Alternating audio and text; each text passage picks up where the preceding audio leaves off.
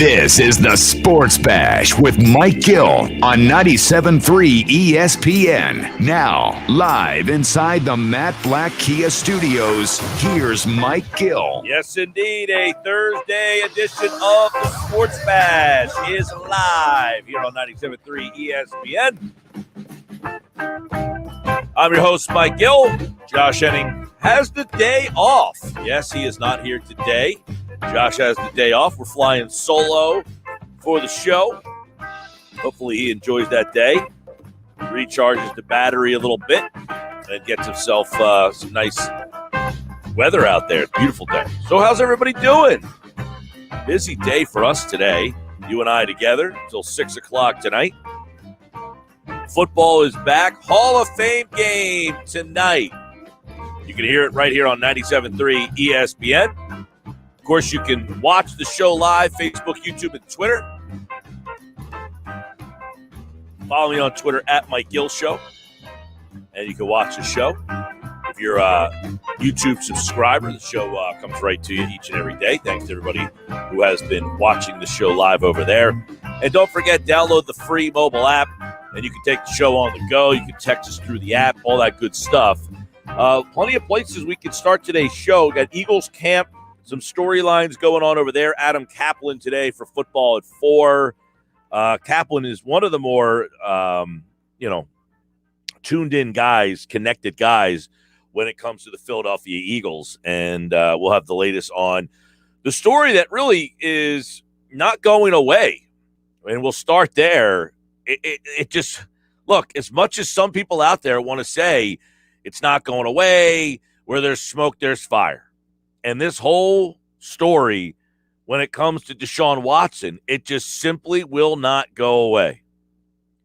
You know, late last night, getting ready to kind of pack it in for the night, and right when I'm like, all right, like that's about it. I think I've kind of done enough research for tomorrow. I see that story once again, and it's Deshaun Watson. And according to a source, now, this is back and forth. And we'll get into it here in a second. But the Sixers rumors almost daily surround Ben Simmons' future with the team. Now the Eagles have their own version of it with Deshaun Watson. There's more on Ben Simmons. I'll get to that in just a minute, or maybe a little bit later. Since the time Watson has asked to be traded from the Houston Texans, the Eagles have constantly been connected to acquiring the 25-year-old signal caller, in large part because of a perceived need at the quarterback position and their army of draft capital to throw at the Texans to make a deal work. They are currently rumored to be trying to come to an agreement with the Texans for a deal involving Watson, which would include multiple draft picks, despite the fact that he faces sexual assault accusations from 22 separate women. The Eagles currently own 2 first-round draft choices and have the potential of adding a third based on Carson Wentz's playing time. Over at CBS Sports, NFL reporter Chris Trapasso suggested late on Wednesday night, right around 11 o'clock last night, he tweeted out that talks are, quote, heating up between the Eagles and Texans about a deal involving Deshaun Watson. Still some hurdles to get over, but both sides are attempting to come to an agreement. Now, football website Pro Football Talk suggests that that is not the case, mentioning the looming possibility of prosecution as the reason. Go figure. In the story, a Pro Football Talk source says, quote, teams have to wait to make sure jail isn't a possibility.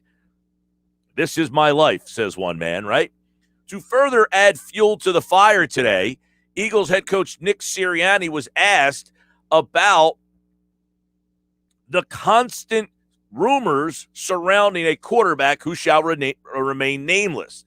He had the chance to name his current QB1, Jalen Hurts, his week 1 starter. He declined by saying, quote, we're just not there yet. Watson is required to speak. I should say Watson is not required to speak on the matter until a February deposition, but there is little possibility he ends up playing a single snap in Houston, let alone anywhere else, until these legal issues are behind him. But sometimes where there is smoke, there is fire. This just might be one of those times. 609 403 0973. That's the text board, 609 403 0973. Your thoughts. Let me know if you have any interest in Deshaun Watson. People keep messaging. Our posts have been just going bonkers with this stuff. And it feels like every time we post something, look, that is the job. There are reports out there. It is our job to let you know about those reports. When there's a report, we'll let you know. And if you don't want to, the people are like, this isn't happening. It might not happen. But where there's smoke, there's fire. It's not one, it's not two, it's not three. It's universal. I mean, almost every single reporter that you talk to has a source essentially telling them, yes, the Eagles have interest, and they are very interested in Deshaun Watson. Yes, they are doing their homework on Deshaun Watson. Yes, they want to find out more. Yes, it is a very touchy subject. I mean, quite frankly, the NFL has put everybody into a tough spot here because, and so have the Houston Texans, because he's out there practicing, kind of. I mean, they don't have him doing all that much, but he's not suspended. There has been no ruling on him whatsoever at all. So any team that gets him has no idea what is going to happen with him down the line. So you are really putting a lot of chips in the basket to say, hey, I'm going to give you multiple first-round picks, and I have no idea what will happen with this guy once I get him. The Eagles are rumored to have a deal on the table for Watson involving multiple picks, despite the ongoing lawsuits for alleged sexual misconduct. The issue is that neither the Texans or the league have taken any accountability about these legal problems. Somehow Watson is playing scout team safety at the Houston camp. He's played some defensive end just to avoid being fined by the team for not showing up, because you can't just waive the fines. The fines have to be levied. You have to give the player the fine if they are under contract and they do not show up. That is in the CBA. So if you trade for Watson while he faces sexual assault accusations from, again, 22 separate women, this thing turns into a possible PR nightmare. One. Two, what about the black market could leave against the whole league by allowing this guy out there with 22 accusations sitting over his head? And three, there have been times where players like Ezekiel Elliott, who have had these accusations against them in the past, nothing came from it, and still were suspended. What was Elliott suspended? 4 games, 6 games, something like that? Now, Watson was not present on Tuesday, which is another weird wrinkle to the whole situation. They are essentially trying to ice this guy out. Nobody has any idea what to do with him, and yet the rumors persist that one team, the Philadelphia Eagles, have their eye on that prize.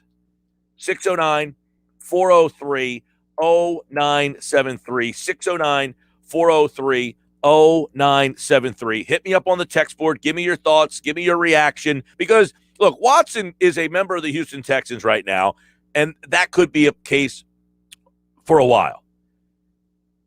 And, Pro Football Talk says, contrary to a report that trade talks between the Eagles and Texans regarding a potential Watson deal are, quote, heating up, a source with knowledge of the situation tells PFT that they are not. Now, one other fuel to the PFT fire, I should say, is from Aaron Wilson, who is a Houston area radio host who covered the NFL for a while. Aaron does a good job. I know Aaron's work, so I can at least confidently say, hey, he has some credibility behind some of the things that he says. He says, quote, no trade imminent or developing at this time for Texans quarterback Deshaun Watson, according to league sources. But here's the rub of it all. He says, while there is interest and teams are conducting extensive due diligence, complex legal situation, no trade clause are all difficult factors to work through still. So while he says no trade is imminent, there is interest and teams are conducting extensive due diligence. So that would kind of suggest that, yeah, if the Eagles have interest, and we have no reason to believe they don't, almost every single person who has covered this team suggested that they do. And look, if you just connect the dots, they have draft picks. They have an uncertain quarterback situation. That being said, the Eagles, why would they call right now? You have no certainty whether or not Watson's going to play. Text board is open, 609-403-0973. Mike, so wait, why is Watson not working out at quarterback? Well, because the Texans have no anticipation of him actually playing for them, and they don't want to take reps away from Tyrod Taylor, one. And two, I don't think they want to give the perception that they're going to give this guy a chance to play with 22 sexual assault allegations hanging over his head. That's one of the reasons. So I think they just don't want the PR associated with the fact that they may, in fact, let him play. So they're just saying, you know what, we have no intention of letting this guy play. 609-403-0973. Mike, Deshaun Watson is overrated. He's more like Dak Prescott than Patrick Mahomes. Well, there's two comments there. First off, he's not overrated. Watson is, and Dak Prescott's not overrated either. If you say he's more like Dak Prescott than Patrick Mahomes, yeah, no one's like Patrick Mahomes. But I'll take Dak Prescott too. Thank you very much. They're not overrated.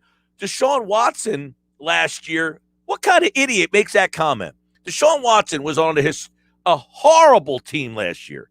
You can't name one receiver that he had to throw to on that team last year, and he threw for almost 5,000 yards, 33 touchdowns, and only 7 interceptions, and completed 70% of his passes with a team that had guys probably closer to your stature than NFL receivers.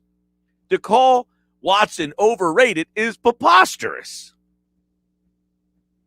10 300-yard games last year. He threw only 7 interceptions. In his career, he has 104 touchdowns and 36 interceptions. It's a tremendous, tremendous player you would be getting. Not to mention, as we talked it, almost 5,000 yards passing last year with, I mean, literally, who's he throwing to down there? So to say that he's closer to Dak Prescott, sure, Dak Prescott's great. Dak Prescott would have thrown for 6,000 yards maybe last year. Right? Now, I get it. The quarterback is a big reason why teams win and lose games, but that Houston team was an absolute shell of itself. Absolute shell of itself. You know, and as this text message goes on to show how ridiculous it sounds, the narrative that he had no one around him is garbage. Will Fuller, Brandon Cooks, Randall Cobb? Are you kidding me? Randall Cobb? Holy mackerel. Randall Cobb is, Will Fuller's been, he's okay. He's nothing special. Brandon Cooks has been all over the league. Nobody wants him. Will Fuller, same thing. Another guy who's just kind of bouncing around. None of those guys are anything special. You're really trying to pass off that Randall Cobb, Will Fuller, and Brandon Cooks should help somebody have a historic type of season. Holy moly. I like to know what you do each and every day when you hit that send button. I mean, because you got some wild stuff that gets conjured up in your melon, dude. Holy mackerel. To say that Watson's overrated is ridiculous. Look, if he didn't have these problems, first off, he wouldn't be on the trade unless he decided himself he wanted to be traded. The reason we believe he wants to be traded is because he got himself into trouble. If he had no issues, none, and he's a 25-year-old quarterback, and he said, I would like to be traded, I don't want to be in Houston anymore, he would have offers from every single team in the league. Every single one. Except for, your Patrick Mahomes, probably, it's hard to talk about the Packers and their situation because, quite frankly, we have no idea what's going to happen with that down the road either. Deshaun Watson's the top 5 quarterback in the league, period, point blank. But the underlining problems that he has makes this whole story very difficult to discuss. But by the way, not only did I'm just like perplexed by that comment that he is overrated. This is a guy who has completed almost 70% of his passes. Last year, he did complete 70% of his passes. Over 4,000 yards twice. The touchdown to interception ratio is outstanding. And not to mention, we didn't even add in the fact that last year he ran for 440 yards and 3 touchdowns. He ran for 7 touchdowns the year before. He ran for 550 yards and 5 touchdowns the year before that. So he has added another 17 touchdowns on the ground. So 104 and 17, 121 touchdowns to 36 interceptions in his career. Yeah, I don't want that guy. Mike, as a Giants fan, I hope the Eagles don't get Deshaun Watson. Look, if I'm an NFC East fan and the Eagles get Deshaun Watson and he doesn't have the legal ramifications hanging over his head, yeah, I think that you would not want Deshaun Watson in the division.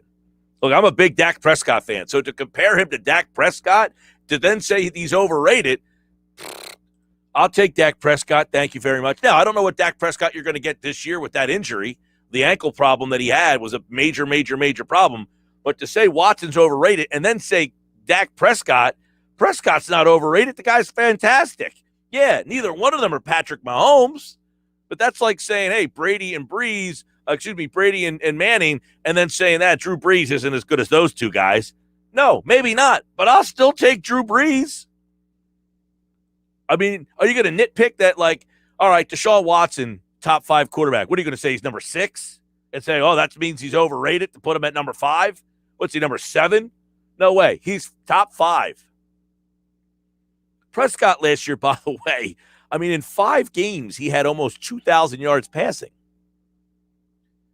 To put that in perspective, Andy Dalton played 11 games and had 2,100 yards. Prescott played 5 games and had 1,800 yards. Dalton played 11 games and had 14 touchdowns. Prescott had 9. And the guy you told me is overrated, you just compared to that guy. Holy mackerel. Mike, I've seen the Texans make the playoffs with Brian Hoyer and TJ Yates. Has Watson really taken to that team to the next level? No. Those Brian Hoyer, TJ Yates team, man, this guy is really not smart. Context is king, all right? Context is king. It always helps to add to it.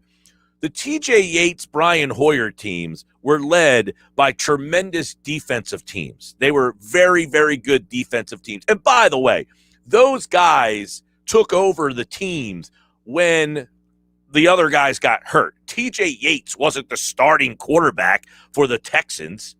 It's like convenient that we say, hey, I saw TJ Yates play a playoff game. TJ Yates was not the starting quarterback that got the Texans to the playoffs, you bonehead. Come on. I just can't allow this type of nonsense to go on. It's preposterous. I mean, have a little bit of fact behind these outlandish comments. Has Watson taken that team to a Super Bowl? No. Is that roster anywhere near a playoff roster? Not close. They've had a horrible offensive line. The last 3 seasons, their defense has fallen absolutely apart. They made a ridiculous trade last year, and somehow Watson threw for almost 5,000 yards. 5,000 yards is not a big deal in 2021. Jameis Winston threw for 5,000. Who cares? Watson didn't even throw for 5,000. Yeah, no, you're right. 5,000 yards is not a big deal, I guess. Let's go look how many quarterbacks. Let's find out here. All right? Because apparently it is not a big deal to throw for 5,000 yards. We'll try to find out how many did that last season. I would imagine that we're going to be highly disappointed by the amount. Oh, none. Not one. Not one threw for 5,000 yards last year, but apparently not a big deal. Not Patrick Mahomes, not Tom Brady, not Josh Allen, none. Not the MVP of the league, not one. In 2019, one quarterback threw for 5,000 yards. Yes, Jameis Winston threw for 5,000 yards. That's one. 2018, you got a grand total of Patrick Mahomes, Ben Roethlisberger, 0 others. Throwing for 5,000 yards is okay. Let's say it's not that big of a deal. It's even a less of a big deal, I would imagine, when you're throwing to Will Fuller. All right? And no running game, by the way, to speak of. They have 0 running game there. Mike, I don't get all the hope for Watson. What has he done? Nick from Brigantine. All right, Nick, I'll let you go do the research yourself. You don't need me to research it because whatever I say is not going to sway you. You're going to think what you want to think. You can listen to the guy texting. Right? Man, I wish I had all day to sit around and basically do nothing and just come up with bizarre comments like that. That sounds like a great life.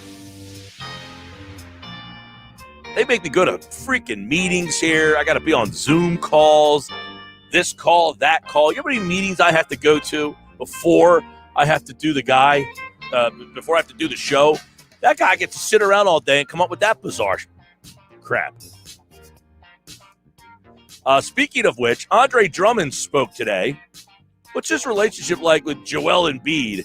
Check it out on our website, and you can see the video of the first time those guys met today, or is actually yesterday. If you haven't seen it, look at Joel Embiid's face when he's like, I got to go say hello to this guy.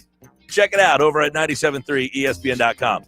Hey, and I asked very nicely, just lay off the stuff before you hit the send button. That's all. I can handle good back and forth. But try not to hit send with bonkers, bananas, things like that. It's so early in the day. You want to do that at like 5:30? That's fine. Let's lay off at 2:30 in the afternoon. Can we? Sports Bash Live, 97.3 ESPN. We got a lot of comments coming in on the video stream.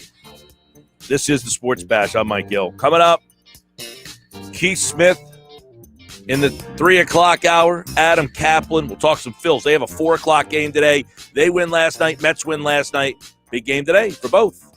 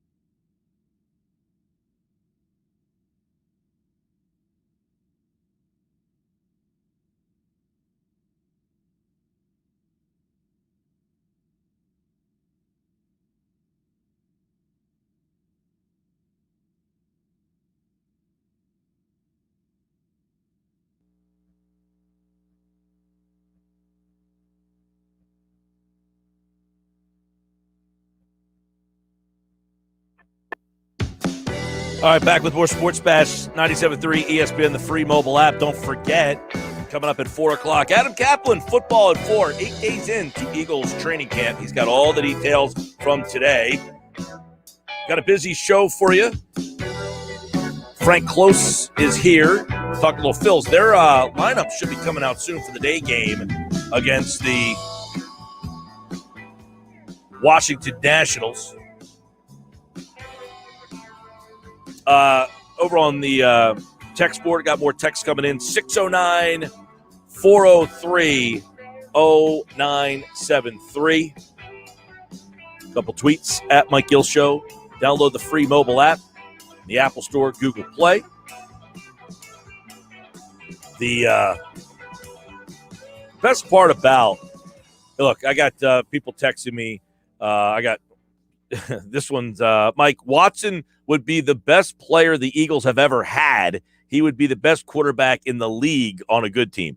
I don't know if he's the best quarterback in the league. He's probably top 3. Watson is tremendous. I mean, he's to say what that guy's saying is literally just trying to get attention.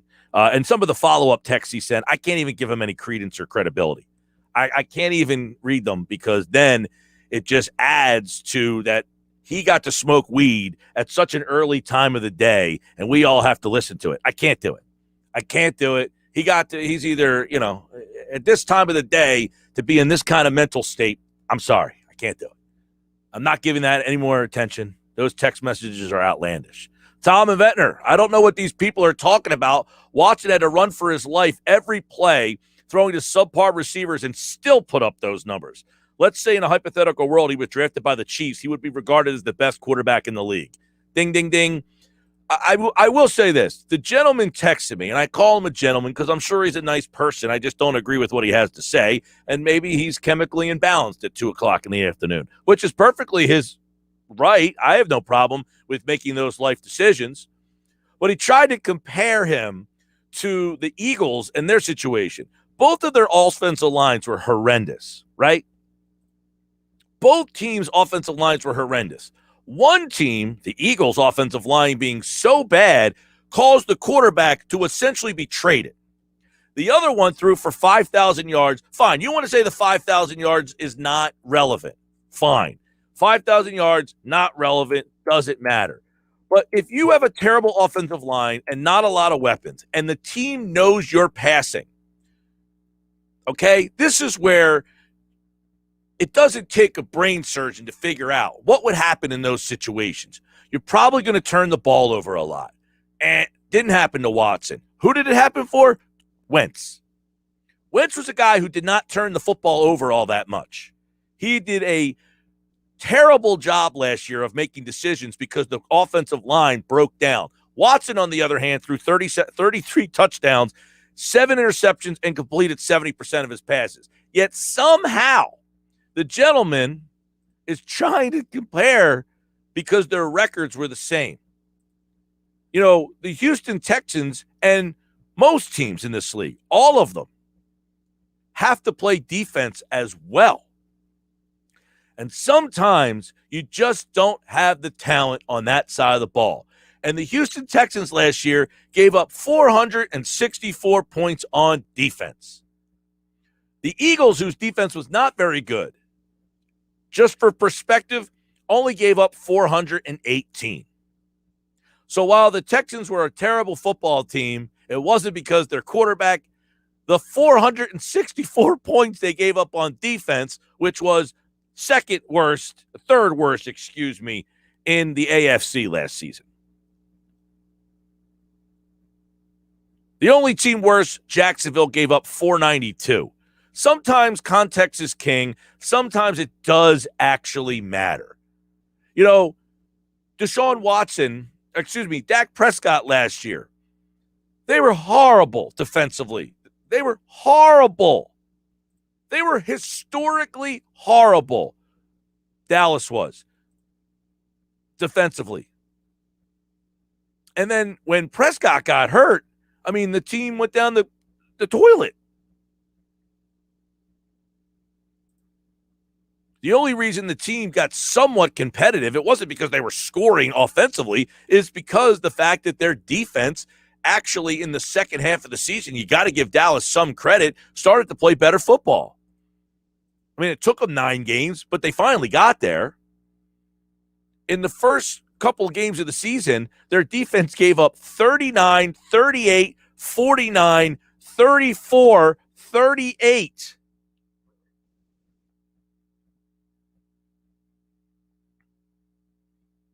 That's pretty bad defense. Now, later on in the year, they weren't very good defensively either. The teams they beat, Cincinnati, San Francisco, Philadelphia, not world beaters. They gave up 41 points to Washington. You would contend, right, that if Dak Prescott played for them last year, even with that terrible defense, as the year went on, they probably would have won 11 games, that team, Dallas. 609-403-0973. 609-403-0973 is the text board. Let's see what you guys are saying on the video stream over here. Jay Kotz checks in. He should come as a discount with these claims against Watson. That's what we're trying to figure out. Are the Eagles trying to swoop in while there's a discounted price? It's one of those things like, hey, if you buy the tickets now, they're going to be this price. But if you wait till this date, in other words, once all the legal stuff's behind them, we could charge you full price. Muhammad's watching on YouTube. Mike, it's just not logical. There's uncertainty with Watson. Why not see what Hurts can do for the year? Next year, if he doesn't pan out, you could draft a quarterback plus have cap space. No need to make this move.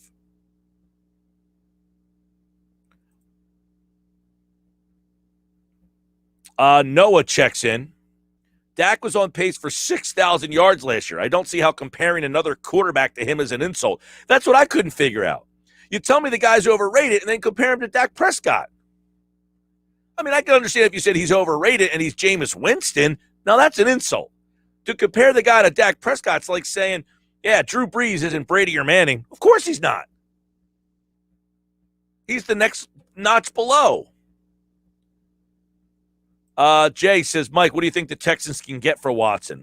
I'm not sure, man. That's all over the place. Big D checks in. Howie, go get Watson. Now, is that Big D because you're a Dallas fan and you want to see them get Watson because you don't think he's going to play? Or I'm not figuring that one out yet. Muhammad checks in. Mike, my problem with Watson is the wins. He has the stats and the talent. Yes, Cooks had 1,200 yards receiving last year. Fuller had 900 and a couple with 400, but didn't amount to wins. They were horrible defensively. Horrible. And they had no running game at all. Their offensive line, disaster. Running game, non-existent. Defense, horrendous. And Cooks and Fuller are just okay guys. Neither one of those guys are number one receivers. They're both like low-level 2s, maybe a 3. Fuller is. 609-403-0973. Jay says, Mike, you can't teach pocket presence, scrambling ability, and a cannon for a QB, and Watson checks all the boxes. Yeah, you don't have to sell me on Watson. To me, Watson's a tremendous, tremendous player. Now, is he a tremendous person? That's a different conversation. Different conversation altogether. And do you want a not tremendous person to be the face of your franchise? That's a question everybody will need to think about. Overrated? I think not. Overrated human being? Very much so. Brought to you by Matt Blatt Kia. They want to get you approved today. Matt Blatt, 6211 Black Horse Pike, Egg Harbor Township. I am Mike Gill. This is the Sports Bash. Follow me on Twitter, at Mike Gill Show. Carl tweets, at Mike Gill Show. There are idiots texting you. They are too stupid to separate off-the-field issues from gameplay. I don't know about that, Carl. I don't think he's suggesting his off-the-field issues is making him overrated. I think he just thinks he's overrated. I also think that I have a very high standard for the Hall of Fame in baseball.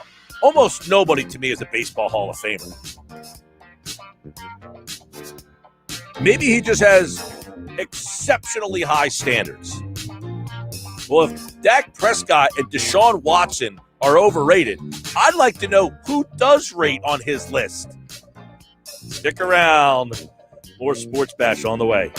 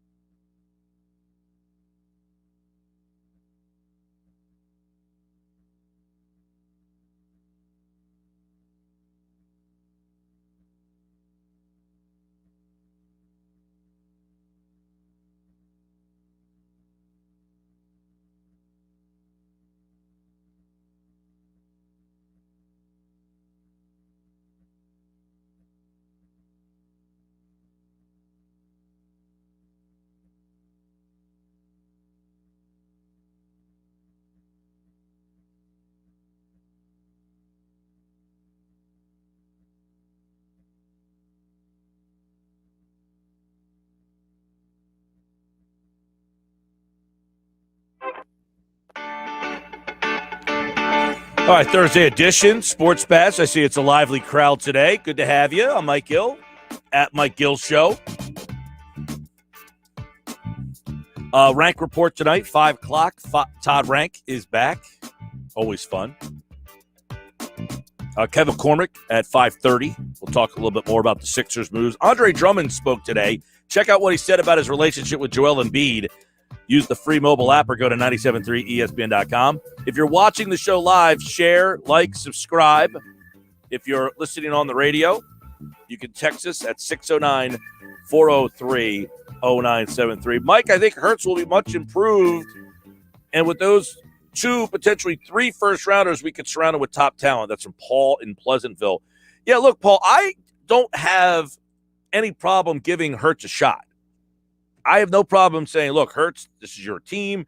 I would like for Nick Sirianni to come out and say Jalen Hurts is our guy. I mean, he doesn't have to. His message is competition, competition, competition. I get it. He may have told him behind closed doors. I don't know how many people are watching The Bachelorette out there. Yes, I'm going there. But the girl, here's this guy, what's his name? Greg. What's his name? Greg? It doesn't matter. And he goes out and he's like, I'm falling in love with you. Real world, like, I'm falling in love with you. Well, in her mind, she has, to play the game of, I can't say it back to you because it's not fair. I want to save that for the person who actually wins the show. And he's like, dude, I don't care about the show. This is real life. So is Nick Sirianni playing this game that he is basically like, she's saying everything to this guy. You're going on to next week. You're getting the rose. He's like, I don't care about the effing rose. I want to hear you tell me you love me back. This isn't a game. This is my real life. Sirianni's playing the game still. Has he told Jalen Hurts behind closed doors, look, you're the guy. I just can't. We don't know that. He could sit in the room with him and say, look, you're the starter. I just got to keep saying this because I want the perception to the rest of the team that you are fighting for the job. Are you okay with that? There's a lot of times where that happens. If you ever coach, you have a couple guys on the team that their personalities work in what you're trying to do. Like, hey, I'm going to be tough on you because if I'm tough on you, the other guys see that. I know that you can take it. I'm not really being tough on you because I'm being tough on you. I just want to see everybody else see that I'm being tough on you. Like Sirianni could say to him, look, I have to say you're not the starter, but you're the starter. So I don't have any problem with him not saying it. It's just that maybe he's not telling him that, and maybe Hurts is saying, what more do I need to do? Why is my coach not believing me? I don't think Hurts believes that at all. But to go back to Paul's point is, I have no problem with Hurts being the starting quarterback of this team and getting an opportunity to play. No problem. I think Hurts will come in and do a very good job. This team will be competitive. Daniel Jeremiah from the NFL Network, okay? He has 5 observations on the Eagles that I saw last night. And I'm going to bring these up here in just a minute. I want to read off a couple more texts real quick. Mike Watson can be compared to a prop swap. Buy low now and then reap the rewards later. I like that. Yeah, buy it now. See, here's the problem. What are they trying to sell it for? That we don't know.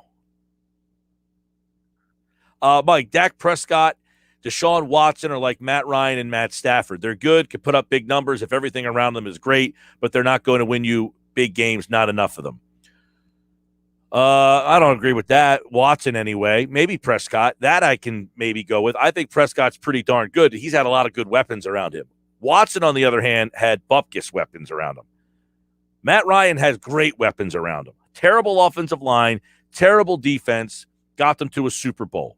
Matt Stafford, Stafford has no running game typically, poor defense, awful offensive line. They're hard. Deshaun Watson, I don't know. You and I don't agree on the level of weapons he had. I think his wide receiving core was very average at best. I thought his offensive line was horrible last year, and I also feel that his defense was maybe one of the worst 3 in football. So if everything around them is great, I don't think Watson had everything around him great. I think what Watson had around him last year was bad offensive line, horrendous running game, average weapons. So I can't agree with that comment on what you said there, text message guy. Sorry. Good try. Admirable. I don't know. Are you putting Deshaun Watson like number 15 in the league? Is he like not in your top 10? I'd like to get that out of you. Where do you put him on your list? If he's not one of the top 5 in the league, where is he? And who are these mysterious top 5? I'd like to hear that. Right? I mean, for me, you got Patrick Mahomes. You've got, Deshaun Watson last year, just to put it into perspective, okay? Just to give you a little perspective on the season that he had. He was 3rd in the league in completion percentage by 0.5 of a point. Aaron Rodgers was 70.7, Breeze was 70.5, and Watson was 70.2, okay? So he finished 3rd in the league in completion percentage. That's by throwing 544 passes, which tells you what? He has no run game, okay? We know. Everybody can admit that he has no run game. He was number 1 in the league in yardage. He led the league in yards by over 100 yards over Patrick Mahomes, all right? But here's the other number that really stands out. 8.9 yards per attempt. All right, he's not just completing a high level of passes, and this is the number that really suggests how good he is. He's not just completing a high level of passes because he's dumping things off, he's throwing to the tight end, he's doing low percentage stuff. He leads the league in yards per pass, 8.9. Aaron Rodgers is next. Patrick Mahomes is after that. Josh Allen. That's your top guys in that category. He is consistently in the conversation with those guys for everything. The one area where he's not with those guys is he got sacked 49 times last year. Aaron Rodgers got sacked 20. And Patrick Mahomes got sacked 22 times. Yet Watson has better numbers than those guys with getting sacked 49 times. Now, you wanted to bring up Carson Wentz and the Eagles. Wentz got sacked 50 times. Watson, 49. Wentz threw 15 interceptions and had 16 touchdowns. Watson threw 7 interceptions and had 33 touchdowns. Watson completed 70% of his passes. Wentz, 57. Wentz averaged 6 yards of completion. Watson, almost 9. You see the difference here? So, if he's not in your top 5, I have a hard time seeing who made it. I didn't say he's the best. He's not number 1. He's not better than, Patrick Mahomes. But last year, quarterback rating, Rodgers was number 1. Watson was number 2. Mahomes was number 3. Allen was number 4. Tannehill's number 5. Breeze, Wilson, 6, 7. Cousins, 8. Brady, 9. Of that group there, I don't know who you're putting ahead of Watson. Okay, you want to put Rodgers ahead of Watson? Fine. Mahomes ahead of Watson? No problem. After that, I think we have a discussion. After Rodgers and Mahomes, I'd like to know who you have on that list. Everybody out there. Let's play along. You want to put Tom Brady number 3? No problem. All right, then I'll put Watson number 4. You want to put somebody else number 4? Fine. Watson's number 5. You want to put Josh Allen there? Okay, fine. You want to put Lamar Jackson, Russell Wilson? Okay. But give me who's next. Rodgers, Mahomes, then who? For me, it's probably Deshaun Watson. And if it's not Watson, I'll go with Russell Wilson, Tom Brady. Fine. 3, 4, Watson's got to be 5. Period, point blank. Right? Who's in that spot? Who am I missing? Who'd I forget? Let me know. Maybe I'm the one that took a couple puffs earlier today. I don't know. Are you putting Tannehill ahead? Are you putting Cousins ahead? Derek Carr, Stafford, Baker Mayfield, Kyler Murray, Matt Ryan. These are the guys that are on the list that apparently you're saying is better. Dak Prescott. I don't have a problem putting Dak Prescott. He could be number 5, 6. That's fine. But some of the guys I'm trying to figure out, who am I missing here? Rodgers 1, Mahomes 2, or Mahomes 1, Rodgers 2. Then who? 609-403-0973. So now when you hear it like that, I'm imagining you're probably thinking, huh.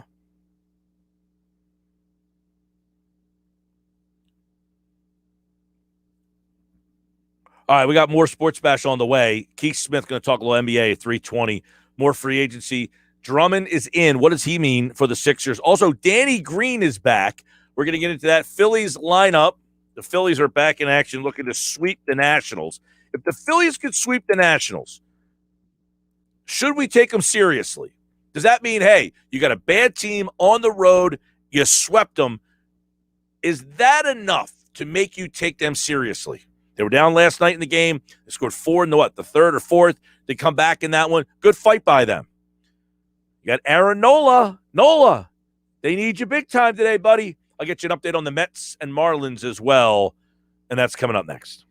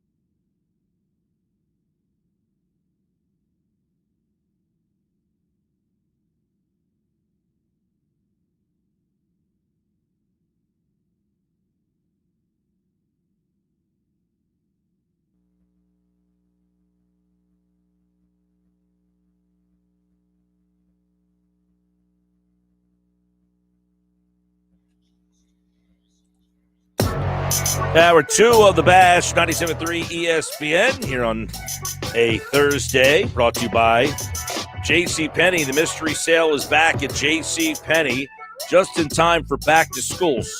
Shop smart and discover surprise savings with in-store coupon giveaways while supplies last at JCPenney. We got Keith Smith going to talk a little NBA with us in 19 minutes, so hang around for that. Check out what Andre Drummond had to say today. He met the media for the first time. He was introduced to Philly media for the first time. He was asked about his relationship with one Joel Embiid. And you can read more about that at 973ESPN.com. You can download the free mobile app in the Apple Store or Google Play. What else we got going on? Well, Eagles are back. Adam Kaplan at 4 o'clock. Frank Close will join us at the back end of the hour as well. What else is happening today? Oh, Phillies lineup. That's what I had for you. Phillies lineup is out. They play in an hour from now. Here you go. This is what they're going with today for the game against the Washington Nationals today at Nats Park. It's Jankowski leading off, playing center field. Realmuto bats second. He is the catcher. Realmuto 2. Harper 3 in right field. Hoskins 4 at first base. Didi at short. Alec Boehm at third base. Herrera is in left. Torreyes is hitting 8th, and he is at second base today. No Segura in the lineup. And Aaron Nola gets the start for the Phils in the 9-hole today. Phillies start the day just a game and a half out of first place. The Mets are currently in action in the top of the 8th against the Marlins, and that score is 1-1 Mets and Marlins. 1-1 Mets and Marlins. So if the Mets lose the game, the Phillies would be a game. They're starting the day a game and a half. If the Mets lose the game, they would be a half a game out when that game starts, and then depending on what happens in the game tonight, that's what you have. All right? So there's your Phillies lineup today. I do want to preface, with the Phillies game last night. I think you got to give them a little bit of props, and it's the kind of game that they typically would lose. They're down 3-0. You're playing a bad team. You've won the first 2 games of the series. They're on the road. So for them to be able to come back, get 4 in the 3rd, 2 in the 5th, 2 more in the 7th, you got to give them credit. And it was a night where, Chase Anderson starts. He only goes 4 innings. And then you go to J.D. Hammer. Matt Moore was kind of an underrated star of the game last night, coming out of the bullpen. Now, he gave up 2 runs in 4 innings, but Moore pitched well out of the bullpen earlier this season for a couple of outings. And I thought last night, pitching 4 innings, the ability for Matt Moore to come in and give you 4 innings out of the bullpen last night, I thought was a big storyline in the game, but a couple of other things that stand out. Segura, 2 for 4 last night. He's in the 2-hole. He's not in the lineup today, but he's continuing to hit the ball well. Bryce Harper's just been on fire. 3 for 5 last night, 2 ribbies, couple of runs scored. His batting average is up over 300. Bryce Harper's at 306, which, he was at 278 not too long ago. Hoskins goes from 2, which I hate, to 4, and had a big night last night. Rhys Hoskins, give him credit, had a big game, hit the double last night. I thought the home run was a big shot there. He had 3 ribbies in the game. And then the 2 RBIs by Didi, I thought came at a big time with the home run in the 7th off Rodriguez was a big spot there for the Phils. So just an overall well-rounded game for the Phillies last night. But you have to, and I stress, you have to keep the pressure on the Mets. If they lose this game today, which right now we are 0-0 in the top of the 8th with 1 out. And I'll keep you up to date with what's going on in that game. This is the best part about it. It's Phillies and Mets, and it's so close. They both play a day game today. Like, this is what makes a pennant race fun. This is what being a part of a pennant race, that's why it's fun. And I know it's some sham of a pennant race because of the 2 teams right now. They're just not very good. But I definitely think it makes this very entertaining. Like if it's the Phillies and the Nationals battling, If the Phillies in Atlanta, a little bit more juice. The Phillies and the Mets, like 2007, when Phillies baseball was at its pinnacle, 2007, 8, 9, 10, 11. Those were the years. The Mets were kind of the springboard to that. If the Mets lose before the Phillies game starts, the Phillies will be 1 game back, and if the Phillies win, they will be a half game back. Yeah, did I say a half a game? They're 1.5 back now. If the Mets lose, it'll go down to a half, and then the Phillies need to add the other half with the win. So, yes, you are correct. Did I say that wrong? I don't remember what I said, but they are 1.5 back now. If the Mets lose, they will pick up a half a game without playing, and then if they win tonight, they will gain the other half, and then they will be just a half game back. So thank you for clarifying that if I did not clarify that clean enough or crystal clear enough. But, yeah, it's a big spot today for both these. Like the Mets right now, and I'll keep you up to date. The Mets right now, it's 1-1, top 8. There's 1 out. And who's up to bat? The McNeil's up. All right. He's a pinch hitter. McNeil is hitting right now for the Mets. 609-403-0973. 609-403-0973. And look, I do want to talk about the season that Harper is all of a sudden kind of putting together here. Harper takes a lot of crap because of the contract. I don't want to say a lot of crap, but he is definitely, I don't know. When you got Bryce Harper, I think the thought was you're automatically, and that's the thing with baseball. You don't just get a player and then all of a sudden you are whatever because you're not, it's not like getting LeBron James, right? If you get LeBron James, you're going to the playoffs. You get LeBron James, you're probably in the finals. Just getting Bryce Harper doesn't do that. But take a listen. His last 28 days, okay, for Bryce Harper. The last 28 days, he is hitting .368 with an on-base percentage of 500. 500. He is on base 50% of the time over the last 28 days. That's one. Over the last 14 days, which is 2 full weeks, his on-base percentage is .579. He is hitting .429 with a .579 on-base percentage. And in those 28 days, 14 days, you've got 4 homers, 16 RBI. Oh, by the way, 9 stolen bases in that time frame as well. So the last 7 days now, this week, Bryce Harper is hitting .455 with an on-base percentage of .613. The last 8 games, Bryce Harper is on base 61% of the time. And the best part about it is he's doing it against righties, .321. He's doing it against lefties, .276. He's doing it at home, .308. He's doing it on the road, .304. In the month of July, he hit .333 with a .452 on base percentage. If the Phillies end up making the playoffs, one has to wonder where his numbers might end up. And if they get to a certain spot, dare I say, he might be in the MVP conversation. Because, look, I was thinking about this last night because he had a great night again last night. And people were complaining about the fact that he only hits solo homers as if that's something he can control. It's like somebody wants to start the second inning with a runner on second base like they do in extra innings.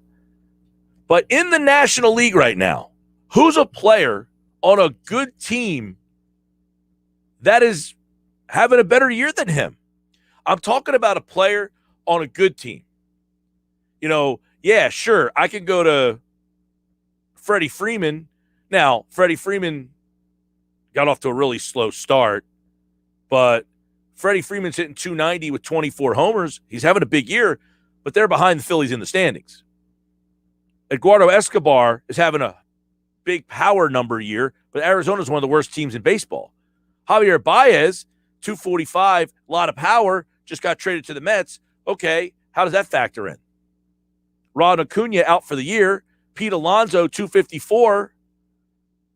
These are the power guys in the National League. They're the guys who have hit the home runs. So Pete Alonso, 254 with 24 homers. Now let's go to the next group of guys. Who's on a good team in the National League? Well, it's hard to find a guy.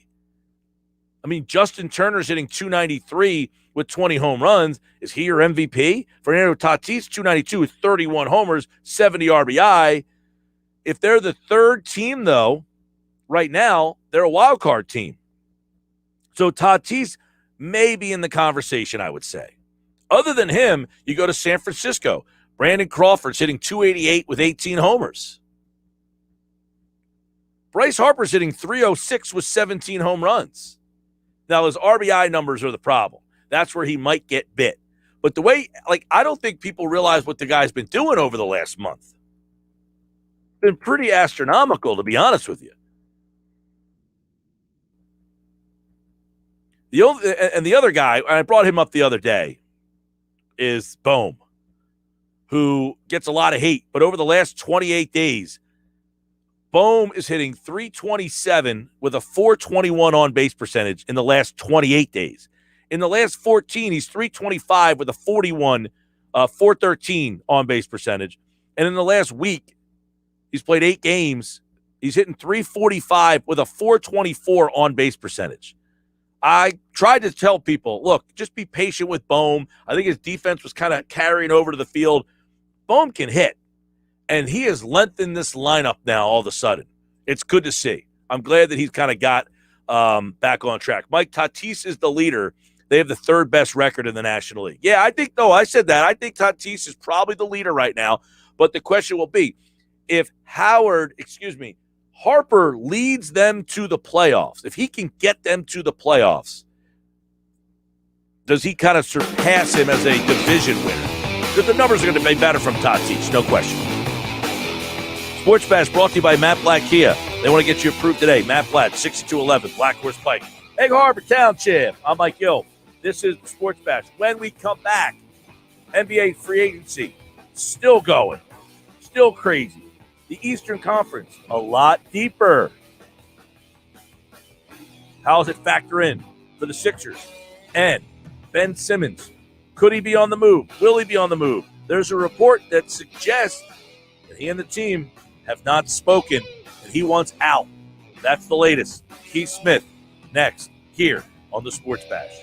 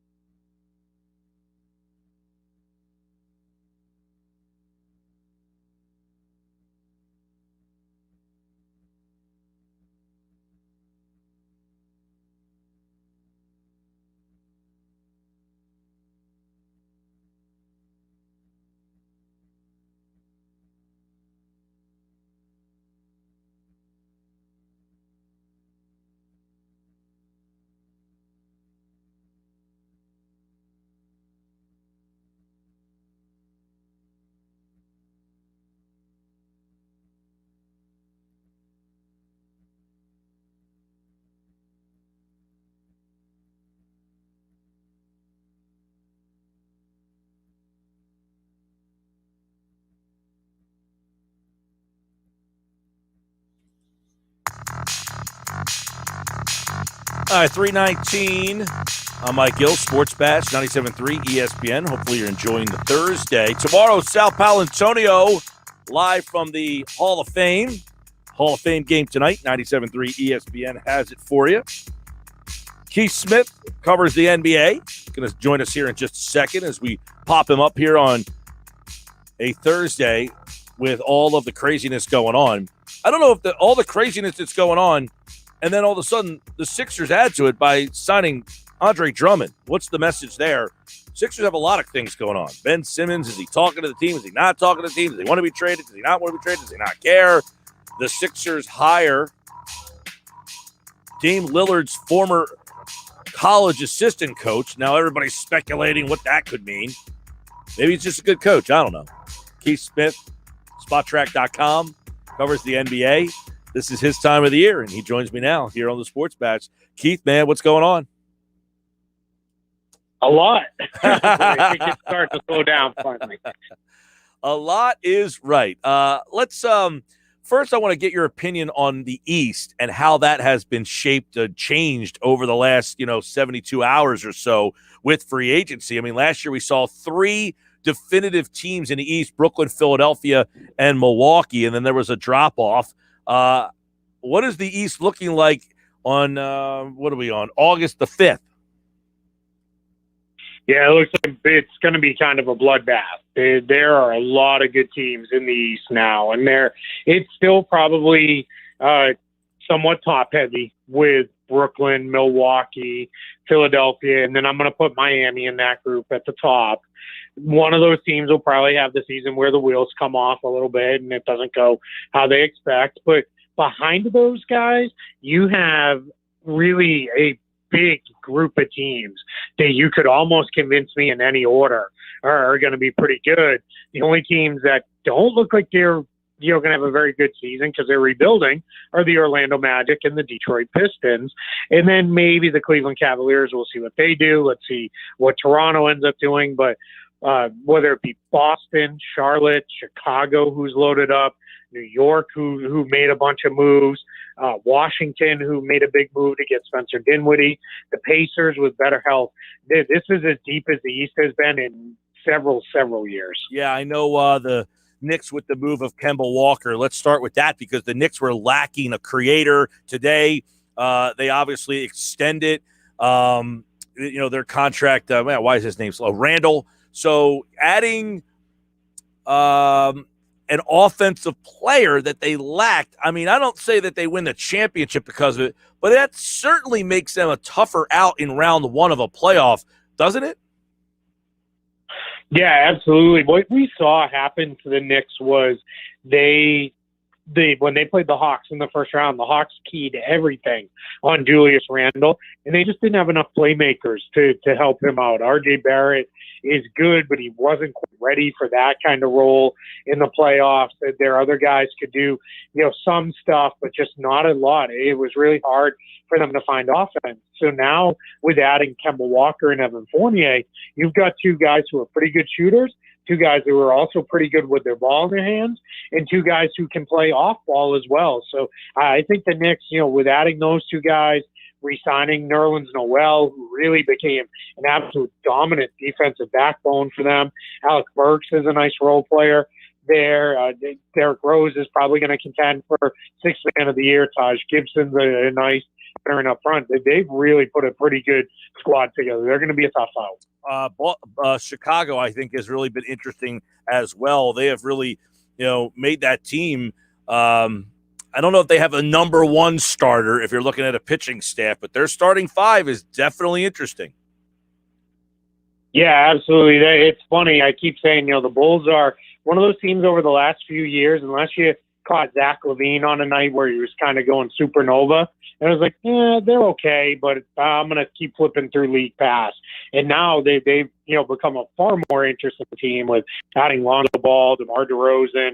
I think Alex Caruso is a sneaky good pick for that team. You're going to have a full season of Nick Vucevic there. You still have Zach LaVine, Kobe White, Patrick Williams, who is a really good player as a rookie, came on very strong as the season went along. So I think Chicago's, put themselves in the mix to snap this kind of mini playoff drought. But their goal is, it's not just get back to the postseason. They want to be making one of those runs. And as we look at this overall, what I think is really interesting is the number of teams who really, it's very clear, looked at it and said, Milwaukee, Phoenix, all right, why not us? We can do this.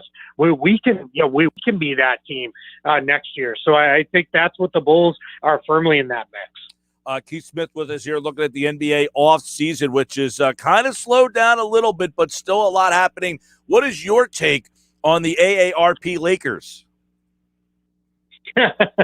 My favorite joke about them was LeBron went to the front office and said, if you've never rented a video at Blockbuster, you can't sign them this summer. So I thought that was a pretty good one.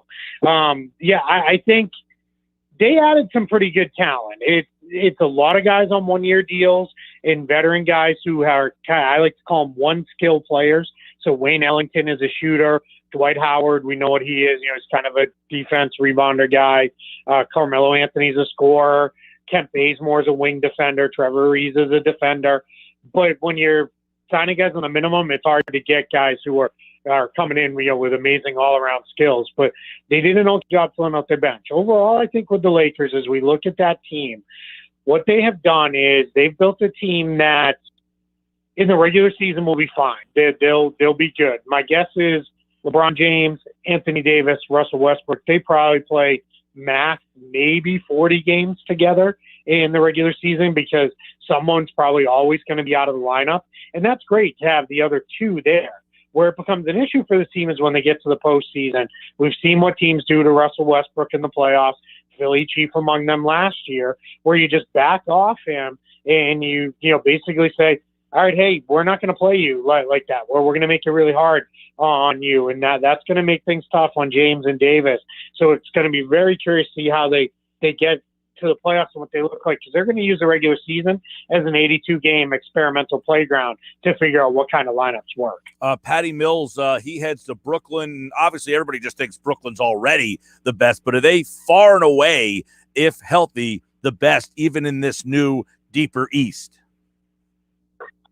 I don't know about far and away, because I think Milwaukee's still really good, and I think they give Brooklyn some certain challenges that they didn't do much towards addressing in the offseason here. But I do think, Brooklyn's got to get the chance to be very, very good. As you said, Patty Mills, there was a lot of teams chasing Patty Mills and offering him the same number, and I think he looked at it and said, yeah, Brooklyn's my best shot to get another ring, and that's why he signed on there. Re-signed Blake Griffin. That was a great addition for them last season. Now we'll see. Is that he had the bounce because he hadn't played much and he was really excited to be there? What's he going to look like in a full season? But they also retained Bruce Brown Jr. And then their biggest thing is going to be Durant, Irving, and Harden, hopefully healthy and ready to go, because I think that'll make a big deal towards their success. But again, they've got bigger things in mind. So they're not going to push those guys to try to win, 65, 70 games in the regular season. It's all about being healthy and rested when the playoffs come. Hey, Washington lost Westbrook, but they got a trio of guys and then got Spencer Dinwiddie. So how does that affect, if at all, what's going to happen with Bradley Beal? Does that make him want to stay there? That one's really interesting. I think on its face, you look at it and say, wow, they really upgraded. And when you look at what went out versus what came in, they did. But that, to me, talks more about just how far that team had to go. They were a very big surprise to make the playoffs last year with Beal and Westbrook really dragged that team into the postseason. Now, it's interesting. I'm not the biggest Westbrook guy when he gets to the playoffs, but I think in the regular season, his just will to win games is great. He's going to push you to levels that you necessarily didn't think you were going to get to. And now if you're the Wizards, you're kind of looking at it and saying, all right, well, that's Beal, and I like Spencer Dinwiddie. I like the role players they got in Caldwell Pope, Kuzma, Harrell, even Aaron Holiday, who they picked up in that trade as well. I think they did well, but what becomes really interesting is that good enough? what is that? You're not contending with Brooklyn or Milwaukee or Miami or even Philadelphia with that group. So is that good enough? That's going to be the question. I think Beal's going to give him one more year, and then let's kind of see how this year goes. But my guess is when it comes down to it, next year he's going to play free agency for the first time. All right, let's take a couple of minutes and look at Philadelphia. Obviously, the Simmons thing still looms. There's so many mixed signals there. Thoughts on Andre Drummond, Georges Niang coming in, and what they've been able, bringing Danny Green back and Furkan Korkmaz. Kind of give us a little overview of what Daryl Morey has done. This is very un-Daryl Morey-like, just kind of some glue guys, kind of quiet so far. Yeah, I am not an Andre Drummond fan at all. But Andre Drummond, if he really is committed to playing 10 to 15 minutes a night, probably starting on the nights when Embiid is out, you're fine. That you're looking at that point for a guy to go out there, rebound, hold his own defensively, and score around the rim. You're okay. It'll look a little rougher on the nights when Embiid is out or Embiid goes down for a week or two at a time, like he's prone to do. Then I think people are going to say, "Oh, this is why he's a minimum guy." But for the minimum, as a 10 to 15 minute a night backup during the key points of the year, that's absolutely fine. I think getting Georges Niang is sneaky big for this team. I know Mike Scott's a cult hero there, and everybody loves him with the Sixers fandom, but I think Georges Niang is a massive upgrade over him. This is a guy who 3 straight years on increasing volume each year has shot over 40% from 3. He clearly is a fantastic ball mover because you have to be to play in Utah. You got to know what you're doing. He's not a guy who's going to come out and win any kind of defensive awards, but he can hold his own at the 4. So I really like what they got in him.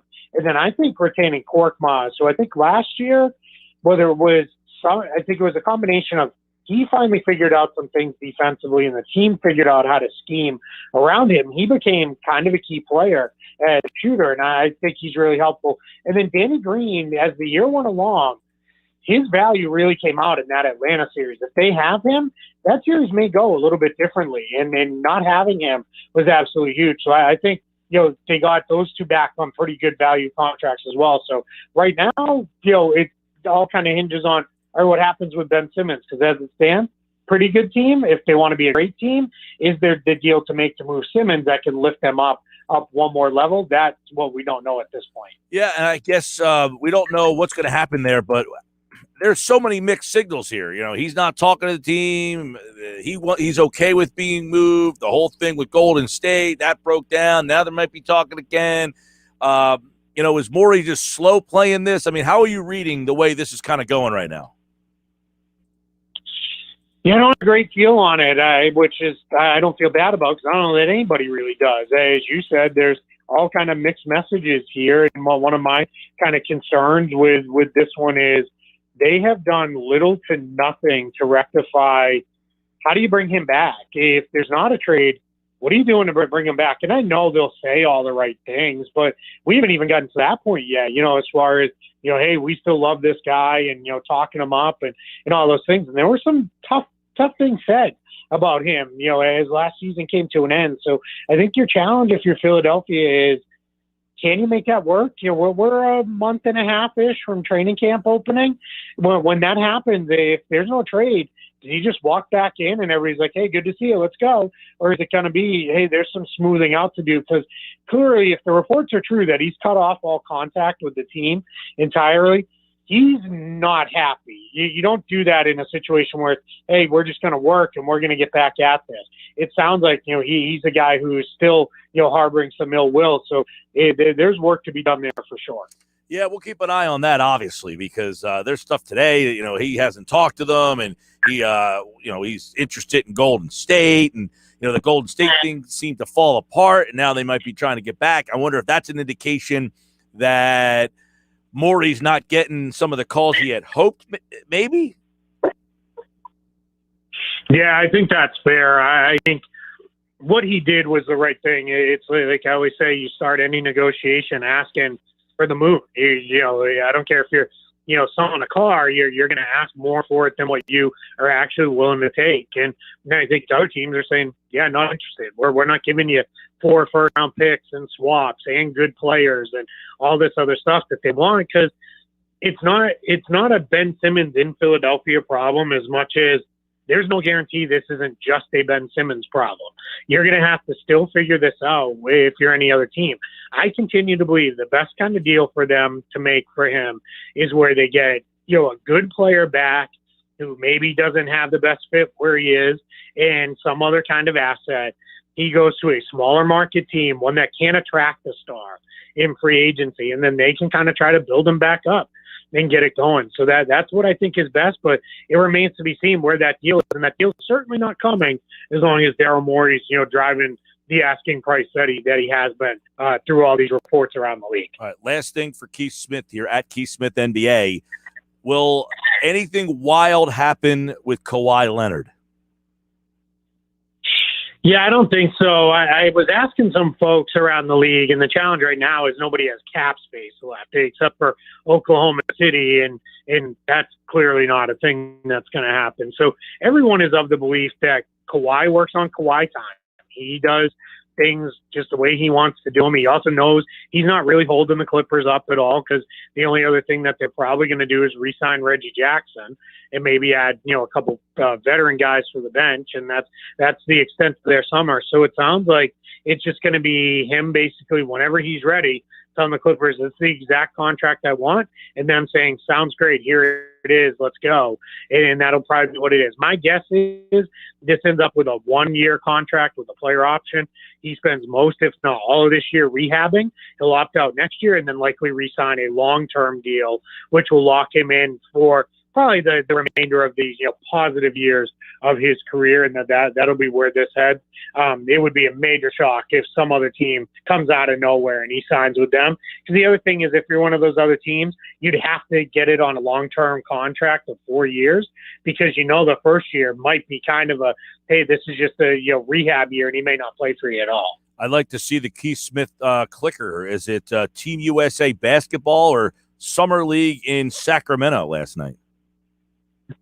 It was actually last night. I'm ashamed to admit this. It was the back of my eyelids. I was doing everything I could to try and stay up for Team USA, and I just couldn't do it. I zonked out kind of earlier than planned last night. So it's been a lot of long nights with a lot of early mornings following them since the draft prep started a couple days out. So last night was unfortunately I missed it, and I caught up on it this morning. Yeah, nice stuff. Summer League begins coming up. So we got plenty of basketball. Got the gold medal game, obviously, first, and then the Summer League. We'll turn our attention to that. Ben Simmons, a lot of NBA, and then the NBA season will be back. Keith Smith at Keith Smith NBA here on the Sports Bash. All right, pal. Take care, man. Thank you for having me. As always, Keith Smith here, and it's Matt Blatt Kia. They want to get you approved today. 6211 Black Horse Pike, Egg Harbor Township. All right. I got the update on the Phils. It's top 9, Miami 4, Mets 1. I think Jorge Alfaro did something. Got to check in on that. Mets down 4-1. Now the Phillies need to hold up their end of the bargain with their lineup. We'll talk about it. Frank Close from 97.3 ESPN.com. Jumps aboard. Coming up next.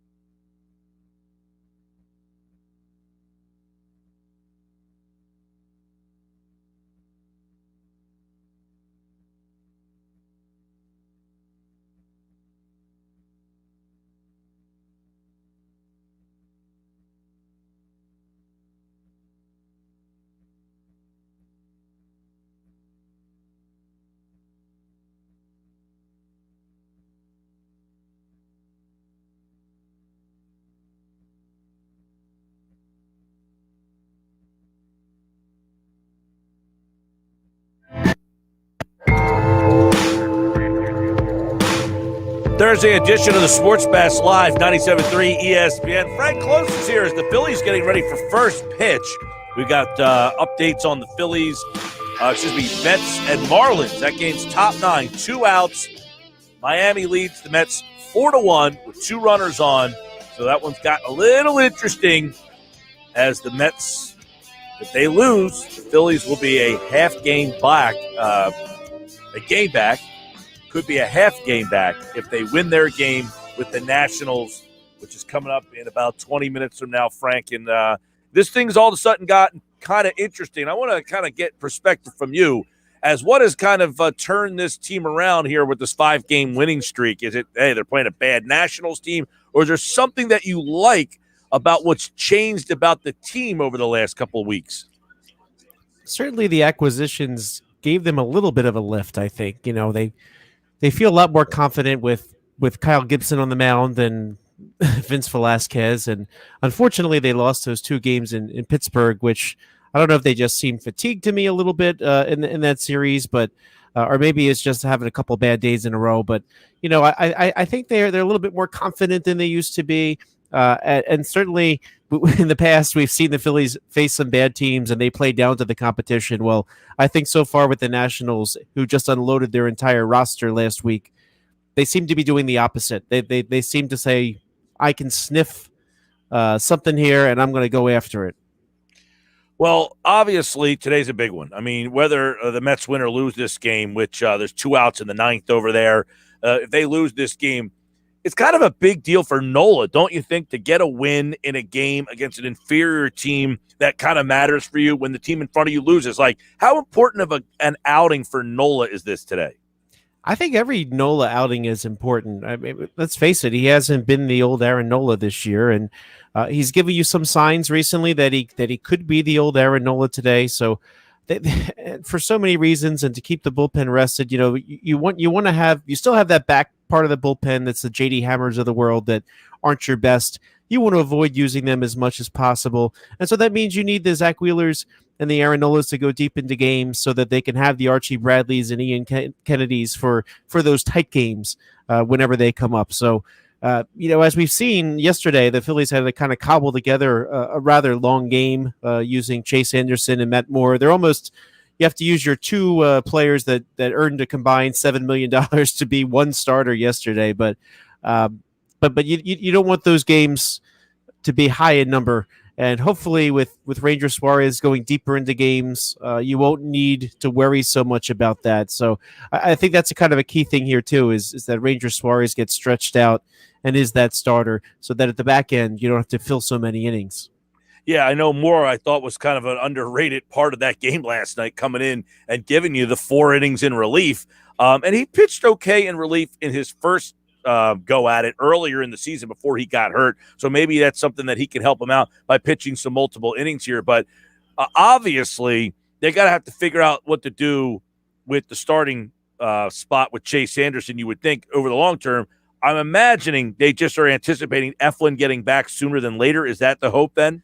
Yeah, and it actually sounds like it could be a little bit better. Eflin obviously would be starting in place of Anderson. So once he gets healthy, you finally feel like you have a decent starting rotation. You know, for a while there, especially in the last few weeks, when you had Vince Velasquez day, and then you had Spencer Howard day, and then you had the Matt Moore day, it just felt like every single day you're playing from behind. You're trying to cobble together innings. You're sending relievers up and down to Lehigh Valley just to get a fresh arm in every couple days. So that kind of stability would be very big for the Phillies, getting Zach Eflin back. And I will say, you know, I predicted to you, I think a week ago, that by the end of the Mets series, the Phillies would be in first place. But that was before the McCutchen injury, before the Eflin injury. Zach Eflin needs to be healthy. He needs to be giving the Phillies some innings if they're going to do this. Yeah, I mean, they can't overtake the Mets, but they can go right up on their bumper and kind of start grazing them. It starts a big series tomorrow. Depends on what goes on. This Mets game's getting interesting. It's bases loaded with 2 outs over there, and I guess 2 Marlins errors in this night. You got, the bases are loaded with Mets with 2 outs in the 9th. The Marlins need 1 out here to finish this game off. So either way, this series, at the end of this series, regardless of what happens today, the Phillies could be in first place at the end of it. And a lot of that is because of their offense, Frank. They've averaged like 9 runs a game during this win streak here. And, I think there's a couple of key factors. One, obviously, Bryce Harper has just been bananas the last month. But Alec Boehm, I think, has been underrated and has lengthened this lineup a little bit. Alec Boehm at the beginning of the year, I didn't think that he was going to have a sophomore slump, which he kind of has. And unfortunately, it seems that the here we go. Yep, Mets are getting a run. Getting tighter here. We don't want to take this one for granted, Mike. But anyway, Alec Boehm seemed like wherever he saw the ball, he would hit it. He seemed to be.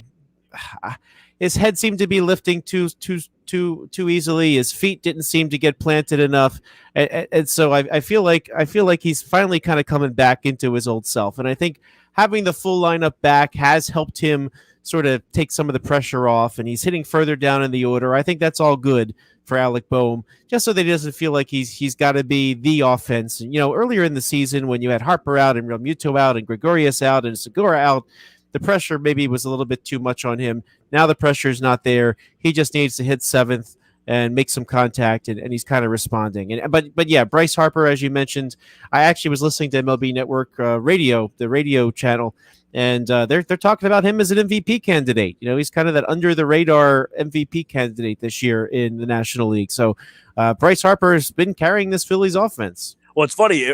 I did not hear that, but I was saying that earlier. I said, I thought last night I saw Harper again, like 3 for 5. I said, this guy's been going crazy. So I looked up on Baseball Reference his last 28 days, his last 28, 14, 7. The guy's on base percentage over the last 28 days is 500.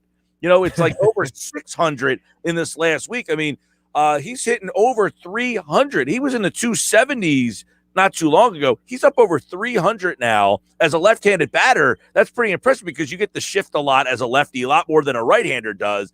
The power numbers are there. It's the RBI that really is not there that kind of separates him from some of the other candidates. But if he leads the Phillies over the Mets and can get them there, it'll be interesting to see where his numbers end if they win the division, if he gets consideration. Yeah, it's kind of a shame he took that pitch to the face because that really derailed him for a while. Not so much the pitch to the face, but then it deflected onto his elbow. But if it wasn't for that little stretch where he was banged up, and let's face it, early on there were people not getting on base in front of him. So Gene Segura batting leadoff has been very good for this team, and whoever's been batting second has been helpful as of late too. You have Travis Jankowski, who's done so well at the beginning, and by the way, the Mets have just lost, so that's official down in Miami. So all that really matters, that Harper has people out in front of him. You remember, all he hit, what was it, 15 home runs in a row were solo shots to start the year for Harper. So getting those guys on base in front of him, that's not something he can control. But what he can control is having that OPS, which has been really stellar compared to the rest of the league. I'm interested to see, Frank, what happens in center field when McCutchen comes back. Are they going to platoon? Does Jankowski play more? They're playing Herrera in left field right now, which I don't know that he's ever done previous. So how does that all shake out when McCutchen comes back? Well, I think it's very clear Odubel Herrera has lost his center field starting job. Travis Jankowski has been stellar, continues to be stellar. He's hitting at the top of the lineup now. Odubel Herrera mired in the 230s for his batting average for the year for some time. So, I think that Jankowski and maybe Luke Williams against some lefties are your center fielders right now. But the makeup of this roster could change too. Freddie Galvis will be activated in a couple of weeks, or if not sooner, if not maybe a week. But once you have Freddie Galvis around, then you're going to need to subtract somebody. I wonder if they would do something with even Herrera, who's been struggling so mightily as of late, not giving them a whole lot. I mean, I would rather keep Luke Williams and having Luke Williams and Freddie Galvis on your bench, being able to play all those positions. I think is a incredible asset that they could really, really use right now, especially because you could plug Freddie at third, you could plug him at short. When Didi's having his bad days with his elbow, we learned this week that a lot of that still hobbles Gregorius a little bit. So be great to have somebody, a left side of the infield. You could go, if you're going for defense, you could go Freddie and you can go Torreyes. That's huge. Well, I was going to say, and I didn't even, I actually kind of forgot about Galvis because he hasn't played since he's been here. Obviously, he's hurt. number one, do we have any anticipation when he might be back? And number two, what will he play any outfield? Like what, he played center field here the last time he was here, right? He did. He actually made appearances in left as well. Before he had a position. Galvis he had just started sort of rehabbing and working out down in Sarasota, which is kind of their home base in Florida for spring training when the Phillies made that trade. So he'll probably get some rehab appearances at Reading or Lehigh Valley, and it sounds like it could be a week or two. I haven't heard any updates the last few days, but he's not that far away. I noticed he was in uniform and in the dugout for this series, so you would imagine that. And by the way, the Phillies, of course, can't do the same thing that he was doing in Florida because their Florida facility is shut down due to COVID issues right now. So Galvis is with the team. He's probably doing a lot of his rehab work around the team, and they'll probably send him to Reading or Lehigh Valley to get back in the groove for a little bit before he comes up to the major leagues. All right, that'll be something to keep an eye on. Obviously, there we know you mentioned Eflin, so we got to keep an eye on that as well. And then I guess the last thing that is kind of on this list right now would be how this bullpen starts to shape back up because of a lot of pitches. We haven't seen it really, but it sounds as if you're going to see Ant Kennedy obviously in the closing spot. Archie Bradley almost is kind of that setup guy. What else? How do we see this bullpen kind of taking shape down the stretch? The one thing that's a little frustrating is they only have the one lefty, and it's Alvarado, and we've seen Jose Alvarado has been either right on. We got that three out save 1-2-3 the other day, which was encouraging. But he's also had days where he can't find the plate. So it's Bailey Falter's absence has really hurt this Phillies team, being that second lefty. They need Bailey Falter to be that second lefty, and hopefully he can get back to the Phillies in a couple of weeks. But for now, I mean, you're kind of treading dangerously without that second lefty. Matt Moore is in the bullpen, but he's probably gonna have to piggyback Chase Anderson because Chase Anderson probably will continue not to go deep in games. So it's kind of a little worrisome in that regard. But Hector Neris has looked good, pitching middle innings, pitching a couple innings at a time. I think that's encouraging.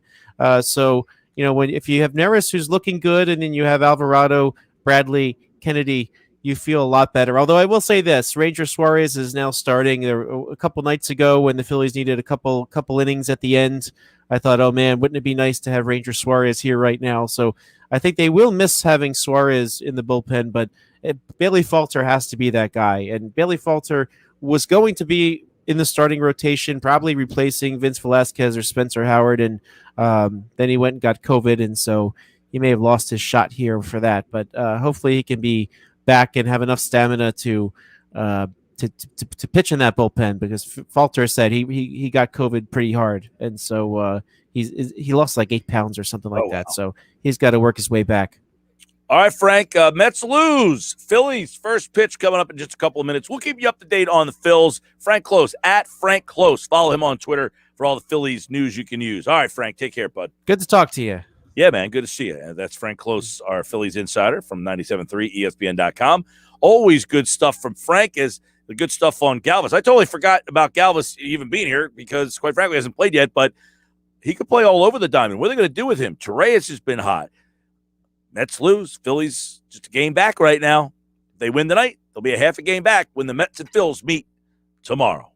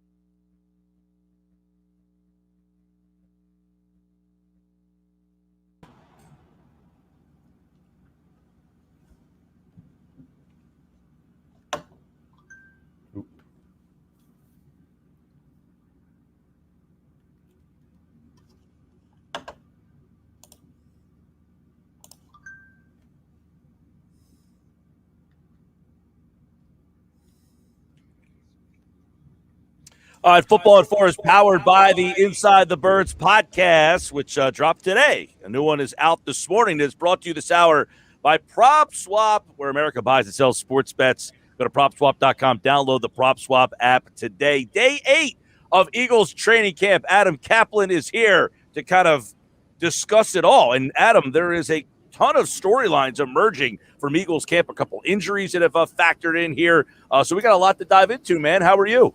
Good, Mike. I'm out in Los Angeles. I'm going on my West Coast part of my trip that I take all but last year, over the last 17 years I've been out here. So I'll see the Chargers tomorrow morning, Rams in the afternoon, then the Cowboys, who play tonight, by the way. We have the Hall of Fame game in Canton, Ohio, with the Cowboys and Steelers. That's a remake of last year's game where the game got canceled due to COVID, but I'll be with the Cowboys and Rams on Saturday in Oxnard before the Cowboys go back home to break camp. They have 2 sets of camp. They have it in Oxnard, California, near Los Angeles, and they go back to Dallas. So look forward to seeing those teams. And obviously with the Eagles on Wednesday, as you said, Mike, lots going on with them. It's a team that's fascinating because no one quite knows how good they're going to be, but there's certainly a lot of storylines. Sure is. And obviously the offensive side of the ball, you have an offensive-minded coach, so everybody's going to kind of focus in on that side of the ball and what new stuff he's doing and how he's approaching it and how this coaching staff is kind of approaching everything here. I think that's been one of the storylines, is just the energy and the way the new coaching staff is coaching. Yeah, so, Mike, when I was able to meet Nick Sirianni a couple years ago, you could just tell being in front of him, there's something different. There's just something different about him. He's got high energy. He's kind of in your face, and he holds his coaches and players accountable. The big thing is obviously the players. We did not see a lot of accountability with the players last season.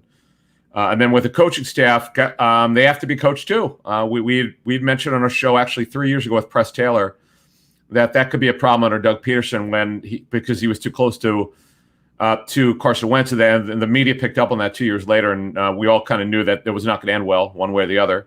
Both are out. The quarterback, Wentz, was traded, and crazily, Press Taylor is with the Colts, but in a different role than the quarterbacks. But the bottom line is, when you get back to the Eagles here, there's definitely accountability. We saw it on the field. Jeff Mosher and I and Andrew DeCecco saw Nick Sirianni go after Jalen Reagor. He should. Rager's not had a good camp other than Saturday when I was there.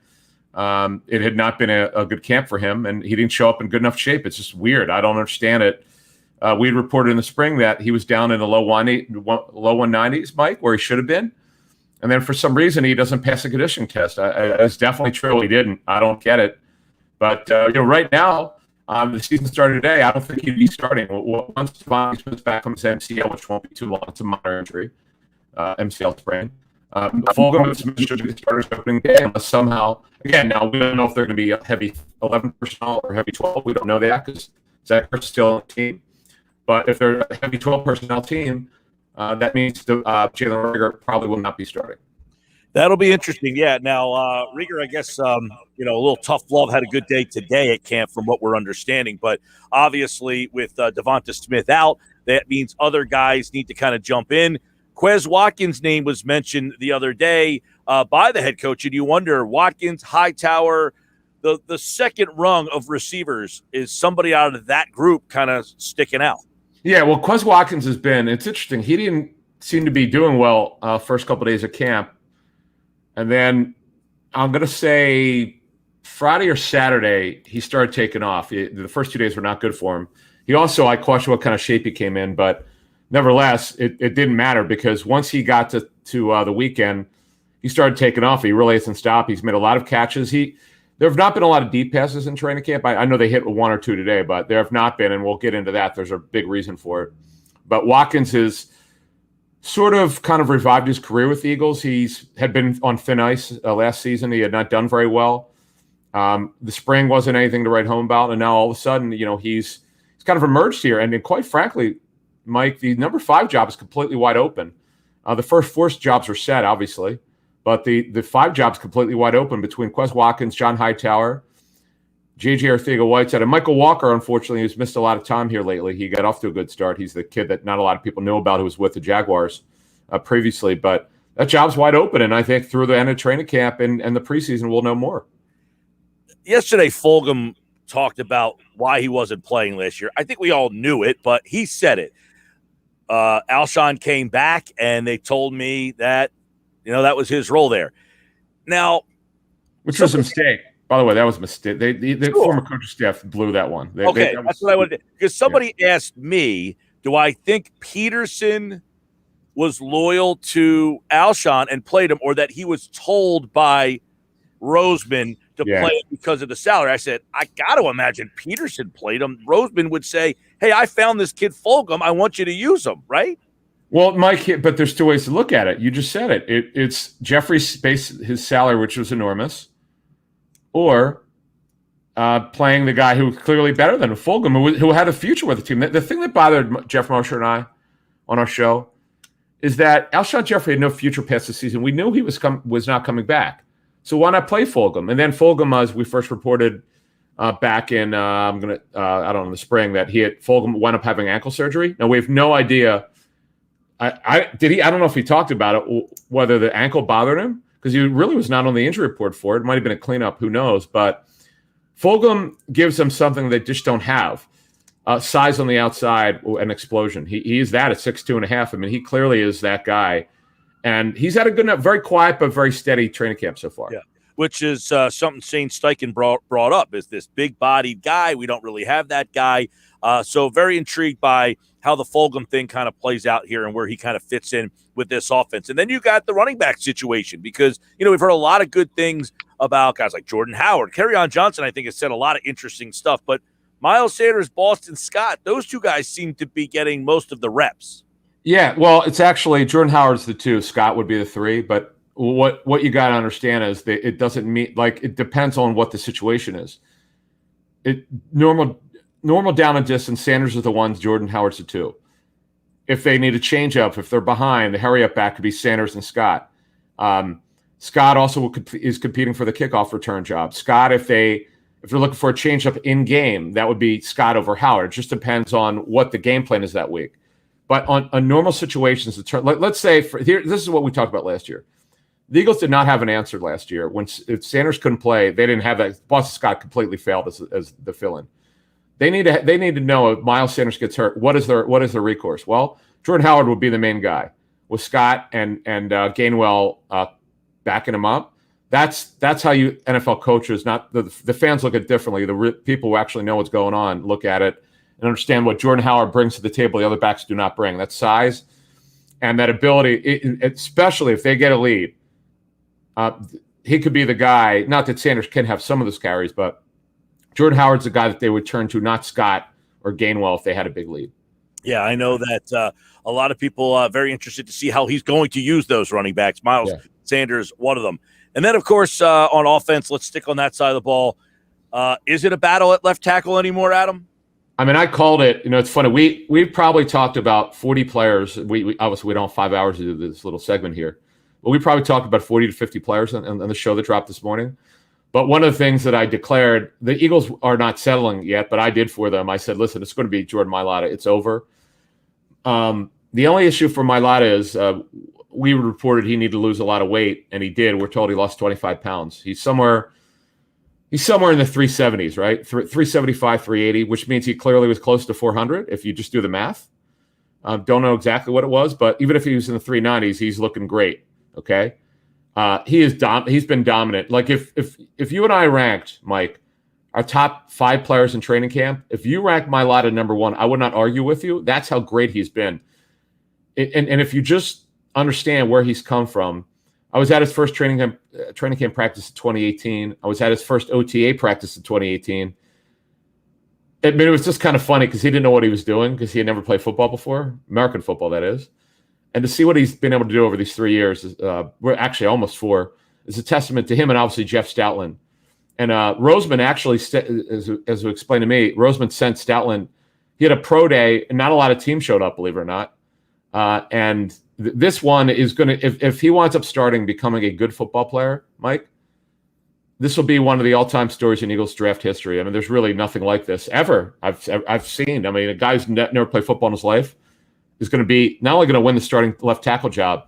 If you understand the athleticism that he has, he's just freakish. It's really remarkable. It's crazy. Now, I guess the flip-off question to that would be, what happens next with Dillard? I mean, is he just a backup left tackle because he doesn't have versatility? Is he somebody that Roseman gets on the phone for? Where do you see his future, a former first-round pick?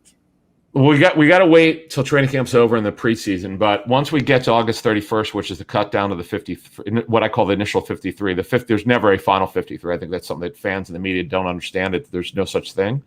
It's the fluid 53. It keeps changing, but it's the initial 53, as I'm calling it. He would have value because he's a former first-round pick. It's funny that you mentioned this.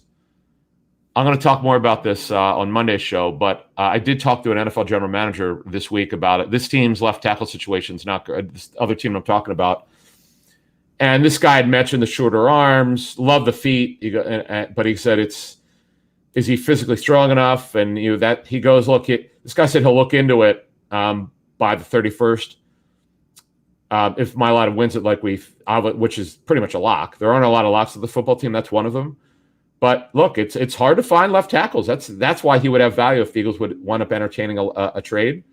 Then if they would wind up trading him, the Raven Clark, if he's available in the season, would be the backup left tackle. They would have that opportunity. All right, Sports Bash Live, 97.3 ESPN. Adam Kaplan with us, Football at 4. Let's go to defense now. Jonathan Gannon, his crew here. And Moshe said yesterday, Javon Hargrave looks great. I'm interested to hear a little bit more because it was right at the end, because I asked him, give me a player I haven't discussed with you, Moshe, and he said Hargrave. So do you concur, and are you hearing the same? Yeah, in fact, I brought it up on our show this morning. We were talking about players we have not talked a lot about, and I said, I don't know how we didn't do this, but we got to talk about Javon Hargrave being one of the top players at camp. And Jeff talked about it. I talked about it. Because as you go through a 90-man roster, though it's, I think, 89, they cut Shaquille Taylor today. They waived him. He was only there because he knew the defense. But I think when you look at Hargrave, let's not forget, Jeff reported last summer that Hargrave had a pectoral strain, which he got when he was working out, lifting weights. And he had no training camp, really. And he started coming on the second half of the season, but he was not the player that they had signed yet. He had not got quite to it, but he is now. He's been incredible, Mike. He looks like he's got a chance to be a breakout player for the Eagles, and boy, they would need it. And remember, this defensive scheme is completely different. The Eagles we've never seen a scheme like this in Philly. You guys are going to love this, trust me.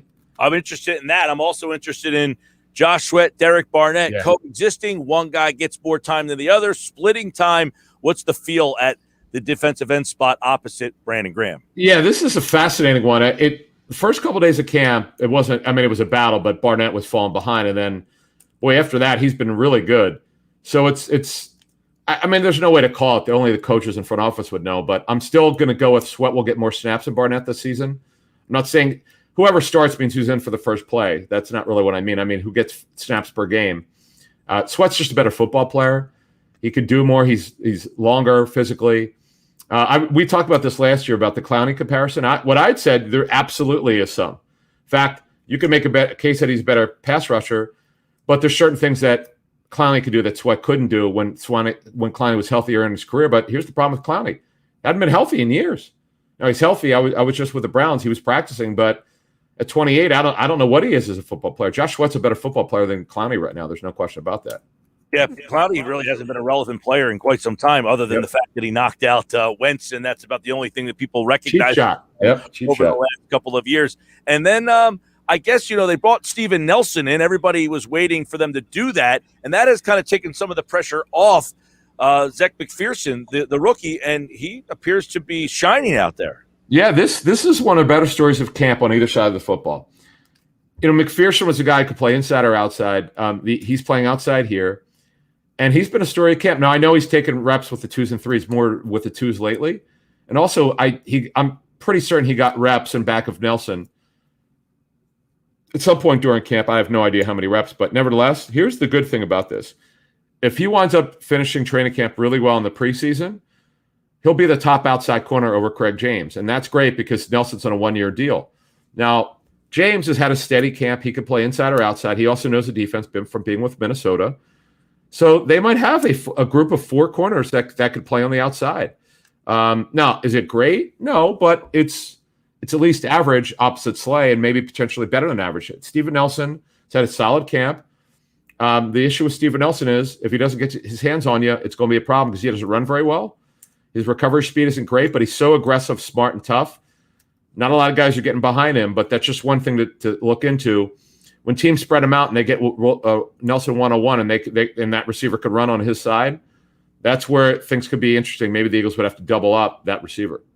Right, and then obviously Jonathan Gannon, as you kind of mentioned, this scheme is going to be something that we haven't seen, and I'm wondering how he's going to utilize the linebackers, Alex Singleton, Eric Wilson, and Davion Taylor. That story is kind of upsetting. The fact that he looked like he was going to be one of those surprise guys, and now he's hurt. Yeah, he might have been. Yeah, we don't know. Like, he came out. I know that what we had heard is this coaching staff kind of liked him from his Colorado tape because he barely played last season. So we'll have to see when he gets over that quadriceps injury. But when we look at the defense, here's what it is. We'd put out on a show back in February, we were hearing that this defense would have a ton of pre-snap and post-snap disguise. I might have underrated that or under-discussed that. It is unbelievable. I mean, I've not seen anything like this. I mean, Schwartz just didn't believe in it for whatever reason.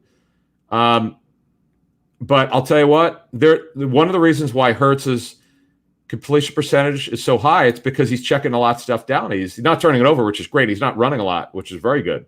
Hurts has done some nice things. We haven't really talked about him a lot. But the reason why there's not been a lot of downfield throwing is because they're taking it away. They're making him hold on to the football. Flacco, too, has got enormous arm, we know. Way better in terms of arm strength than Hurts.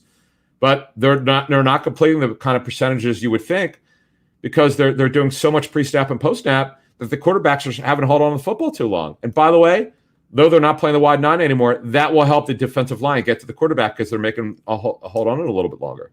Looking forward to Thursday night. We'll see how Jonathan Gannon's defense looks. We'll see how Nick Sirianni plays. And Sirianni, did you see the video of him at the wedding busting? Yeah, it was awesome. He's a pretty cool guy. I've talked to the guy twice. This was back at Colts camp in 18-19. And he kind of, what coaches tell me of work with him, he is what he looks like he is. He's in your face, nonstop energy. I mean, it was kind of surprising him going after Rager. I mean, it's been reported a lot. I know people have talked about it. But me seeing it up close, I was not expecting it.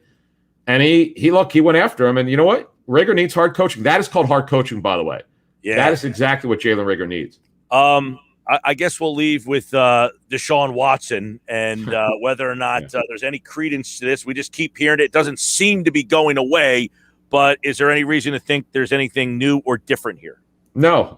The online rumor, whatever that was, nothing new. No, we're not. In fact, we decided not to discuss it on Inside the Birds. We won't be discussing it Sunday or it's Monday morning, and we're doing a live stream by tonight at 9 p.m. Eastern, and we'll probably make fun of it. No, I'm just joking. We'll laugh a little bit. We've said consistently since mid March, less than a week before Wentz was traded, about a week after Wentz was traded, we'd heard consistently that the Eagles have been on Deshaun Watson. They're interested in him, and that's it. Nothing has changed. All right, 8 days in of practices. Remember, they reported on Tuesday. They did not practice on Tuesday, so it has been 8 training camp practices for the Eagles, and they will be live a week from tonight, Adam Kaplan, against the Pittsburgh Steelers. We'll see how Nick Sirianni plays that. Do you think we'll see Jalen Hurts in that game? He should. I mean, they only have 3 preseason games. I don't know why you wouldn't, because he's not an established player. If he had been a guy that looked like he was ready to be the guy, like lights out, having a great camp, I'd say no. He needs work. So does Joe Flacco, by the way. They only have 3 quarterbacks. Now, Nick Mullins is coming off of procedure after last season, and that's why he's everything from him is short. Doesn't throw the ball downfield. But I would. But I'll tell you what, I like what I've seen from Hurts when I've been there. This is what we said on Inside the Birds before you get out of here, Mike, is that this is his his 4th offense in like 5 years. Remember, last year's offense is different from this year's offense, different from Oklahoma's offense, different from Alabama's offense. So we need to understand that it's going to take some time to develop them. All right, Adam Kaplan, Jeff Mosher, Andrew DeCecco, Inside the Birds. Check out all of the stuff at InsideTheBirds.com. The new Inside the Birds podcast dropped this morning. Inside the Birds, ITB, live tonight on the YouTube channel, and everything the guys got going. And, of course, right here on Football at 4. He's Adam Kaplan. Thank you, pal. Sounds good. Thanks. All right, Adam Kaplan here on the Sports Bash Live, 97.3 ESPN. Yep, it's funny. The Eagles getting ready for Pittsburgh. A lot of people talking about the Hall of Fame game tonight, which is Dallas is in action, obviously. So it's getting a little bit more attention because Dallas is playing Pittsburgh. So they will already have a game under their belts. You wonder how that's going to affect what Pittsburgh does in their preseason game against Philly next week. But a lot of times the starting quarterback anymore sometimes doesn't play at all. Starting players barely play at all. And as Adam mentioned, 8 days of practice so far. Who stands out for the Eagles? Yeah, remember, the Eagles reported on Tuesday, but did not practice Tuesday. Their first official day on the field was Wednesday, and they had a day off on Sunday, and that would be 8 practices for the Eagles. They are through 8 training camp practices. All right, we got more to do. Sports Bash Live, including Kevin McCormick tonight. Get his thoughts on Andre Drummond being here and what role he has. And between now and then, we'll probably have new information on Ben Simmons. It seems like something keeps changing.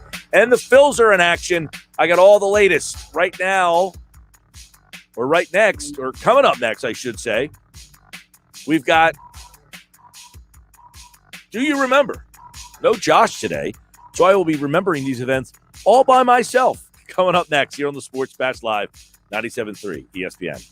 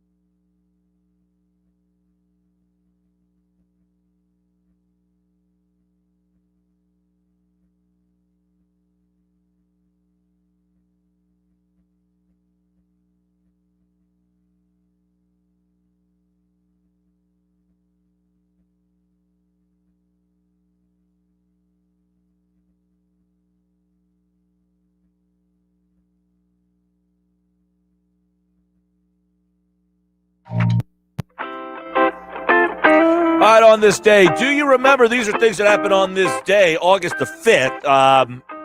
Now, as we get into the summertime, we get back into the baseball. The NFL is back tonight. Looking forward to football tonight. It is Dallas and Pittsburgh. I'm interested to see how much we see of anybody. I mean, we are really early. Remember, teams are only been in camp for about a week and a day or two. As we mentioned, the Eagles reported Tuesday, the 27th, and then practiced for the first time on the 28th, or Tuesday the 29th. Tuesday the 27th is when the Eagles reported. Their first day on the practice field was Wednesday the 28th. So you're talking if they had to play a game, they would practice for a week and a day. And I know Dallas and Pittsburgh got to start a little early. All right, let's see what happened on this day, the 5th of August. See what happens. Josh isn't here. I don't have my notes out in front of me for what day it is. But on this day, now I'm going to switch up a little bit on this day for part of this because today is the Hall of Fame. And the Hall of Fame class of last year is going in this year because they did not have it because of COVID. So on this day, the 2020 Hall of Fame class will get enshrined. These are the players that would have been enshrined last year, but they're getting enshrined this year. Safety Steve Atwater from the Denver Broncos, played a year with the Jets, all-decade team in the 90s, two-time first-team All-Pro. Wide receiver Isaac Bruce, St. Louis Rams, played for the 49ers, one-time All-Pro. The Rams franchise leader in receptions, yards, and touchdowns, receiving touchdowns, I should say. He's the only player in NFL history with 3 straight games with 170 or more receiving yards. Seattle Seahawks guard Steve Hutchinson. Now, I say Seattle Seahawks. That's where I remember him mostly, but he also played with the Vikings and had a cup of coffee with the Titans in 2012. He is a 5-time first-team All-Pro. Member of the 2000s All-Decade First Team. Steve Hutchinson. Edgerrin James, Indianapolis Colts, Arizona Cardinals, University of Miami. All-Pro 3 times. Led the NFL in rushing his first 2 seasons in the league. Selected the All-Decade Team 2000s. If he goes into the Hall, he'll be the 9th player from Miami. By the way, Hutchinson would be the 10th player from Michigan. Safety Troy Polamalu played his entire career with the Steelers, USC, 2010 Defensive Player of the Year, 4-time first-team All-Pro, 2-time Super Bowl champion. Also going in as his coach, Bill Cowher, head coach of the Pittsburgh Steelers. He was the coach for Polamalu for 3 seasons. How about this story? Bill Cowher is the 2nd head coach in Steelers franchise history, with Mike Tomlin being just the 3rd. 149, 90-1 is his career regular season record. 161, 99-1, including the playoffs. Best in the NFL in that span from 92 to 2006. Head coach Jimmy Johnson, Dallas Cowboys, is going in. Also coached the Miami Dolphins for a couple of seasons. He was the 1990 AP Coach of the Year. First coach ever to win a national championship and a Super Bowl. Won the Super Bowl both versus the Bills. One of 6 different coaches to win back-to-back Super Bowls. They are Bill Belichick, Mike Shanahan, Chuck Noll did it twice. Don Shula, and of course Vince Lombardi did it with the Packers. He reached the postseason in 6 out of 9 seasons as an NFL head coach. His career record of 89 and 68, including the playoffs. Jimmy Johnson. Couple contributors, Steve Sable, NFL Films.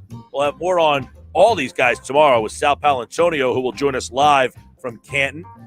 Steve Sable is the president of NFL Films from 1985 until he passed away in 2012 at the age of 69. Paul Tagliabue was the former commissioner of the NFL. Under his watch, the NFL went from 28 to 32 teams and has the largest TV contract in history, totaling $25 billion. He also created the NFL Network. George Young was the Giants GM up until 1997. Drafted Phil Simms, Lawrence Taylor. He hired Bill Parcells. He was the NFL Executive of the Year 5 times. Former Eagle wide receiver Harold Carmichael is also going in. He was a 7th-round draft pick. He's the Eagles' all-time leading receiver, all-time leading pass catcher, and has the most receiving touchdowns, 79, in the history of the franchise. He also was named to the 1970s All-Decade team. Jimbo Covert from the Chicago Bears went to college at Pitt. He is a 2-time first-team All-Pro and named to the All-Decade team of the 1980s. He was a part of the 86 Bears. They are part of the class that is going in from last year. On this day, they would have been in. They are going in, so I feel like they deserve to be recognized for going in. The class that is going in is Peyton Manning, obviously of the Indianapolis Colts, and don't forget the Denver Broncos. Going in on his first year of eligibility. Charles Woodson, Raiders and Packers, Michigan, a couple Super Bowls. Calvin Johnson, Megatron. How about the Lions constantly losing players early? He didn't even play 10 years. He was a member of the All-Decade team, 6-time Pro Bowl, 3-time first-team All-Pro. Those of you who never got to see Megatron play, he was something different. Youngest player ever to be enshrined into the Hall of Fame. Gale Sayers, 34. Jim Brown, 35. Calvin Johnson, 35. Barry Sanders, 36. Couple of Lions on the list. John Lynch is getting in, the safety from the Bucs and the Broncos. He is the current GM of the 49ers, a 3-time All-Pro selection. Alan Faneca played for the Steelers, Jets, and I think he played for the Cardinals for a year. LSU, member of the Steelers Super Bowl team, also an 8-time All-Pro. Coach Tom Flores, he was the head coach of the Oakland Raiders when they beat the Eagles in the Super Bowl. Won 2 Super Bowls as Raiders head coach, one of 3 head coaches with multiple Super Bowls. Drew Pearson has been on this show as a guest many times. Number 88, wears it proudly. Heard him this morning with KJZ. 3-time first-team All-Pro selection. Member of the 1970s All-Decade team. Caught the game-winning Hail Mary touchdown from Roger Staubach in that 1975 divisional playoff game against the Vikings. Bill Nunn is a contributor, Steelers scout. Put together those stories for the Steelers and then got hired by the organization. He was a sports writer for one of the Pittsburgh papers, and they got hired by the Steelers and was part of the organization for 46 years. Bill Nunn. That is the class of 2021. They are going in this weekend in Canton. So on this day, all of those players being recognized, immortals in the NFL, they are going to the Pro Football Hall of Fame. Also, a couple things that happened that are of note. On this day, August the 5th, which again, is the kickoff of the NFL season tonight. You can hear the game on 97.3 ESPN. Steve Carlton in 1986 became the second pitcher in baseball history to record 4,000 career strikeouts and the first left-hander to do so. Since then, Roger Clemens and Randy Johnson have also reached 4,000. So we've been doing this while we've done this category. The active strikeout leaders, pitchers, right? So is anybody near 3,000 strikeouts. Is any pitcher getting close to that? Well, Max Scherzer's going to hit it maybe even this year. Next after that, by the way, Verlander is already at 3,000, but he is not playing this year. Scherzer's next with 29.41. Zach Greinke, 27.86. Clayton Kershaw, 26.53. Number 5 on the list is actually Cole Hamels. He's about 500 strikeouts off, so he's not getting it. I would say, Chris Sale's got 2,000 strikeouts. He's 32 years old. Madison Bumgarner at 31, but he's really slowing down. And Kennedy's actually 14th on the list with 1686, but being a closer now, he's probably out of the running. Garrett Cole, 1606. How about Jake Arrieta is 23rd on the list. Jacob deGrom is at 1,500 strikeouts. He needs another 1,500 strikeouts to get to 3,000. Just to kind of give you a little indication of how hard it is to do that. Crazy. Also on this day, Mets pitcher Tom Glavine won his 300th game. We talked about the 300-game winners. That's not happening ever again, or at least with anybody currently pitching. And that happened on this day in 2007. Braves knuckleballer Phil Niekro pitched a no-hitter, 9-0 over the Padres.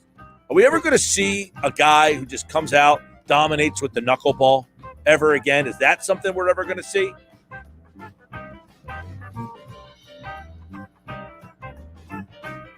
Probably not. I don't know. It's weird that I feel like, I coach kids, and I feel like all these kids throw knuckleballs, but nobody, focuses on it and perfects it. I don't know that teams just don't give them a chance. They're so enamored by spin and speed and velocity. I don't know. All right, I'm Mike Gill. This is the Sports Bash live on 97.3 ESPN. This hour of the show brought to you by PropSwap, where bettors go to buy and sell sports bets. Go to PropSwap.com. Download the PropSwap app today. Back with more.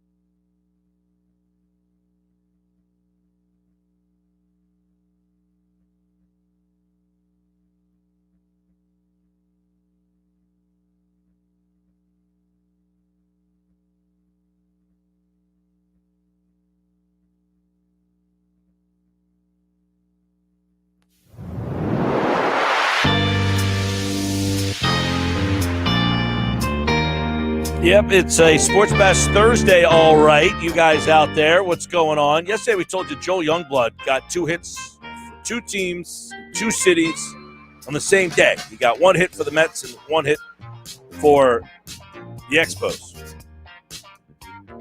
I don't know that we'll ever see that happen again. But that's what makes some of these Do You Remembers so fun. It's you go back and you're like, wow. But some of these, like the 300-game winners, all that stuff. So crazy to think like that'll never happen. The 300-game winner is not happening.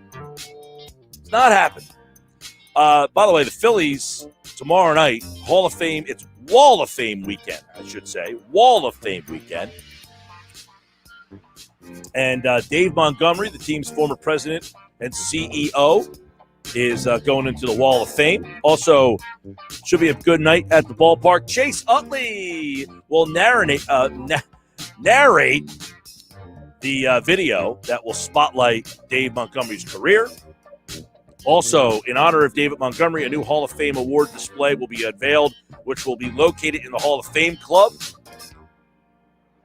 Also, special guests will be there throughout the night. Interviews will be there on the throughout the night. They'll hear guys, former players, I imagine, that will be talking about David Montgomery, who, you know, it was funny. Somebody wrote I think it was Jason Stark, who wrote that in a town that is known for booing, Montgomery always seemed to act like everybody was always cheering. And it is, you know, the Phillies franchise has been filled with a lot of losing. But one of the things was it always, when they did win, I think it made it that much better. When your team loses constantly and you're known for losing, when you do win, it makes things so much different, so much better. And that's what the 08 Phillies was because of all the losing over and over and over and over and over and over and over. And then finally being the team that wins when you don't expect it either. Like nobody expected the 2008 Phillies to win a World Series. By the way, it's a 3-day event. And other Phillies greats will be there if you're going up to the ballpark. There's other baseball Philly icons, I guess you can say now, going into the Wall of Fame, and that is going to be Dave Montgomery, Manny Trio, and Roy Halladay, who is going in. They will all be honored this weekend. And, of course, if you're at the ballpark, you will see guys like Steve Carlton, Mike Schmidt, Bob Boone, Larry Boa, John Kruk, Mike Lieberthal, Greg Luzinski, Gary Maddox, Charlie Manuel, all of which are on the Wall of Fame. And then, of course, Roy Halladay will go into the Wall of Fame, and you will have former teammates in attendance, including Freddie Galvis, who played with Roy Halladay, who is now a member of the Phillies, Ryan Howard, Raul Ibanez, Jimmy Rollins, and Carlos Ruiz. And obviously, you are encouraged to arrive early at the ballpark if you are, in fact, going to be there. And it's a great opportunity to get out to the ballpark if you haven't been. I haven't been to a Phillies game. I haven't been to the ballpark at all since, my gosh, it's been a while because the last year there were no games. And so I have not been to a live baseball game for quite some time. So and I'm not going this weekend. Obviously, I won't be here next week at all, and the week after that either. So there's or 2 weeks after that. So there's a lot going on with the Phils. By the way, they are in action currently. Now, we told you earlier that the Mets lost today. So the Mets have already lost, which means the Phillies, all they need to do, I say all they need to do, it's been tough sledding for them in games like this a lot, especially when they've been right around 500. They just haven't been able to get over that hump. But they are up 1-0 in the third inning against the Nationals. And if they can hold on to this game today, they will shave off another half a game, and they will be a half a game out of first place when they play the Mets starting tomorrow, that weekend series. It is Friday, Saturday, and Sunday at Citizens Bank Park with the Phillies and the Mets playing for first place. So this will be, right, everybody? This will be an interesting test to see what kind of fan base the Phillies fans really are. You are possibly a game and a half or a half a game out of first place. You have the hated rival New York Mets coming in a pennant race in mid-August on Wall of Fame weekend. If they don't sell these 3 games out, the the Phillies have to reevaluate what they're doing to try to get people into the ballpark. This is a weekend. Like, if they win this game tonight, or right now, I guess you could say, if they win this game right now and they are half a game out and they play this weekend against the Mets for 3 games, this place should be packed. They should be absolutely packed for all 3 of these games. They should be sellout crowds with the crowd pennant fever going crazy. This is when it is time to believe right here. Because as we talked about the other day, the Eagles start on the 12th.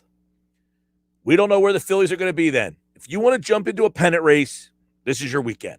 Friday, Saturday, Sunday, my friends. Jump in, the water's warm, have a blast, have some fun.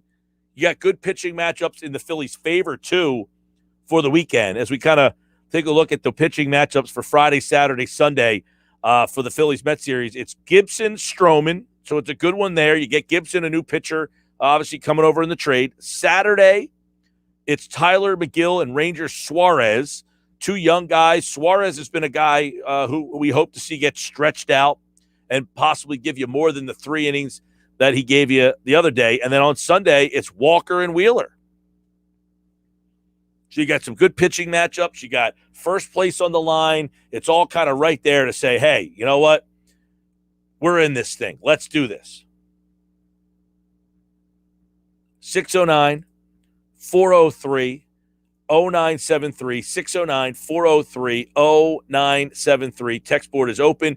Don't forget to download the free mobile app, and you can tap the app and text us through your phone. There's plenty of ways to access the show. You can watch the show live video over at our YouTube channel and on Twitter.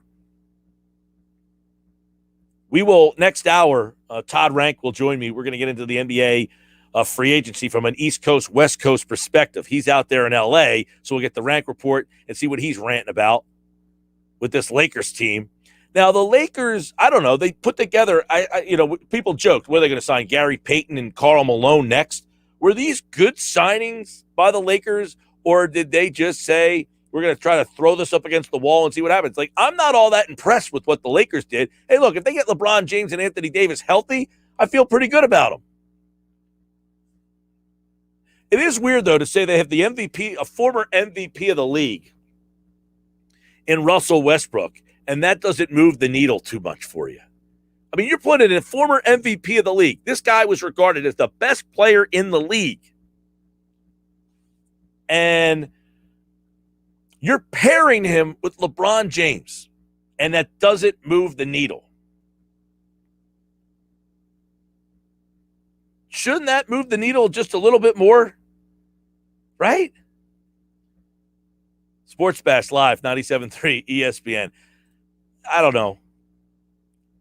He doesn't shoot very well. It's a shooting league. Do we put too much stock in shooting the basketball? Is that the problem? Do we just look at, it's like baseball now. You look at launch angles and exit velos, and you almost don't care about their batting average anymore. It's all on base percentage. Do we just now care about the 3-point shooting percentage? I will say that I'm a person that when I hear about a player, oh, the Sixers are interested in this guy, what's the first thing I look at? What does he shoot from 3? I mean, to me, it's almost the whole league. If you can't shoot from 3, unless you are outstanding at other things, if you can't shoot the 3 and you are just a role player, I'm not talking about, obviously a guy like Ben Simmons, not going to shoot the 3 at all. But I'm talking about guys who are like Danny Green. Danny Green's a role player. How do you shoot the 3? By the way, Bryce Harper just went yard,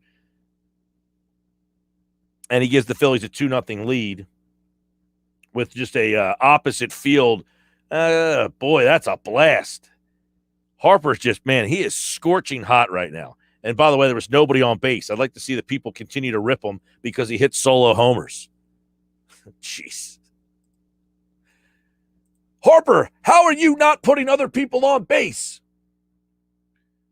It's his 250th career home run, by the way, for Bryce Harper.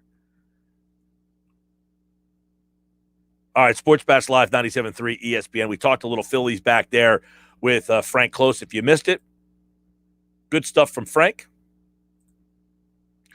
Text board, a couple texts coming in. Mike, it's nice to be engaged with the Phillies. They seem to have more energy. Wouldn't you love to have playoff baseball? Harper just hit a bomb. You know what? I would like to have playoff baseball. When I first started to do this show, we were on AM back then. And because so many of you have been so nice to listen, they moved me over to FM because you were such kind people back in those days. But we were on the AM dial back then on 1450, and the Phillies were in the playoffs 2008. We switched to the FM dial in 2009. And 2007, 2008. And you guys, the Phillies talk was unbelievable. It was awesome. It was awesome. It was some of my favorite times ever doing the show when the Phillies were in the World Series back then.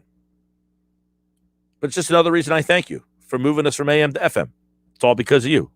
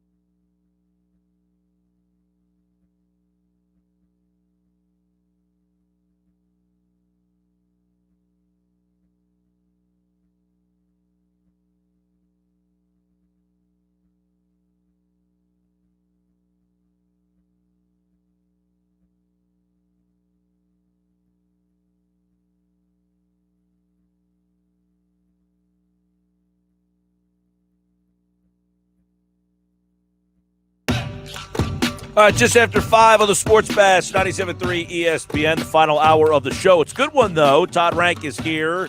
We'll do a little rank report. Also, Kevin McCormick later on in the show. Good weekend coming up. Text message 609-403-0973. Got a Met fan chiming in. Great weekend. Headed for a great weekend. The DeGrom injury definitely hurting us, but the new pieces we grabbed and the other injured guys coming back have to step up. We'll see whose moves work out, which players step up. Let's go, Mets. I like it, though. I like the back and forth, but don't let the Mets fans get in on the stream, guys. You got to beat them out, Phillies fans. Come on, man. All right, right now, Todd Rank. You guys remember Todd. He was former co-host of this show, and he's going to join us for another edition of the Rank Report as we got so much going on. Todd, man, I know that we haven't talked for a couple of weeks. You were away. I was away, and we got to get it back. People keep wondering what's going on. Where the guys been? Well, we're back, man. What's going on? How you doing, buddy? It's been a whirlwind over here, brother. Well, it's not over yet. It hasn't even begun. It hasn't even begun. Yeah, it's been a while. I went to the East Coast. I actually took a trip over there to Georgia with the family, went up into the mountains, saw some bears, had some lunch with bears on our patio. I mean, you had lunch with what do you have, a sandwich with the bears? It was literally a black bear climbed up the side of the cabin that we were staying in and decided to come join us in the jacuzzi. Ooh. Luckily, it was a baby bear, so it was only about 5 feet tall, so I felt like I could take it on if I needed to. A little cub. Yeah, just a little cub running around. But no, it was good times. A little bit different heat over there on that East Coast, but it hasn't been too terrible here. Actually, the last couple of days have been a little chilly on this side, but hey, we're getting to that mid-August where it's starting to be like, hey, you're running out of summer. It's starting to get the football time, so we got all the football starting tonight, man. You into the football tonight? No, I'm not. I haven't jumped in just yet. No, I'm not jumping in just Hall of Fame game. Hall of Fame game. You love it. Yeah. You'll be invested in that tonight. Maybe I'll probably, I'll be flipping back and forth. I got practice like every single night now. We're getting ready for you text me before. No updates on the World Series. I said I haven't even left yet. Well, I thought you were saying that you were there and that you just hadn't started the games yet. No, I will say this is an inordinate length of time between the regional and the World Series. It's 18 days that we're off. Why? What's the reasoning behind that? I don't know. I do know that like Hawaii was playing California the other night, like Tuesday night, and that was the last team that had to qualify. The team from Hawaii won, so now they're coming to they're the final team to make it. So for whatever reason, things just got pushed back, but we're off for 18 days between the regional and the World Series. So there's just been an inordinate amount of time off. The fundraising has been just bonkers. I mean, we have the big fundraiser on Saturday, but we've been doing stuff, coin drops and all sorts of stuff. So we have a Venmo page. It's been crazy. It's just been nuts. Now, you haven't told me anything about this team. I know this listening base has probably been hearing about this leading up to this. I haven't had a chance, man. I literally, it has been crazy. No, the listener base probably doesn't even know what the hell I'm talking about. Well, did you have any clue that your team was this talented that they could make a run to the World Series? I would say I was not anticipating that, no. So would you give yourself any credit? I asked some of the kids, and they also told me they didn't anticipate. Well, let me ask you this. In the lead up to where they are now, did you have a couple things go your way that needed to happen? Yes, we did, but that doesn't. I mean, what really was interesting was the way they do the tournament. It's like pool play, and the 2 number 1 seeds get a bye, and then it's like the 2 and the 3 from each side play each other. So 2 over A plays 3 of B, 2 of B plays 3 of A, and then the winners play the number 1 seeds, and then the winners of that game play for the championship. Well, the number 1 seed on the other side got locked into a game that went 14 innings, and they had to blow through their top 3 pitchers to get through that game because it went so, after you throw 45 pitches in a day, you cannot pitch the next day. So he had to use his 3 pitchers. So I have no idea what would have happened had those 3 pitchers been available. He was obviously not planning on using them because he took the one guy out and then had to bring him back in. He tried to take him out at 45 so that he would be available, and then he had to bring him back in as the game kept going. And so you then played this team the game after that. Yeah, they ended up winning the game, but they blew through their 3 pitchers. So when we played them the next day, they were pretty much out of pitching. Yeah, it's disappointing for them. Well, you asked, was there anything that happened? Like, there's a lot of things that happened. Like, I feel that we probably planned our pitching a little bit better than some of these other teams, so that when we got to the final game, we had our number 1 pitcher who had not been used yet. Well, maybe you can make a call to the Phillies and maybe give them some advice on what needs to be done. I give them advice often. The other day I told him I don't like this Hoskins in the 2-hole, and the next day he was hitting 4, and he had 2 hits in that 4-hole. You think maybe they did turn on their radio that day? What I said, I think they listened to me. Hoskins stinks. So I want to get, where this whole Ben Simmons thing is still in limbo here. Now, there's some reports today, that he has not taken their phone calls. Hasn't taken whose phone calls? The Sixers. Like, they tried to reach him and be like, hey, man, apparently he is checked out and he is ready to move on. Well, it's nice to be ready. The problem is there haven't been any takers just yet. Now, I'm not saying there's not going to be takers, but for the price that the Sixers want, the longer this goes, Mike, do you think it's to the benefit of the Sixers or to the hindrance? Because I just think everybody thought at that draft day, man, big things are going to happen, fireworks. And then it came and it went. And now you're still sitting with this asset that isn't as much an asset anymore. Here's the problem. Morey, I think, has a inclination that either Lillard or Beal at some point are going to want to be traded. It might not be in the offseason. They might get to the season, their team's 500, and they say, all right, I want to get out. So he has to balance saying, what other teams have something better than what I have to give up? You know what I'm saying? Yeah. So he's not going to just give Simmons up for some of the – now, apparently they had made some offers that were just some outrageous offers that teams turned down because the Sixers were just saying, we'll trade him, but you're going to have to give us 1, 2, 3, 4, 5, 6 pieces. And these teams are like, no way. But I think that's his way of saying, if you want to give me all this, fine, I'll do it. But I continue to say he's not going to do a trade to make the team different. He's just going to do a trade to make the team better.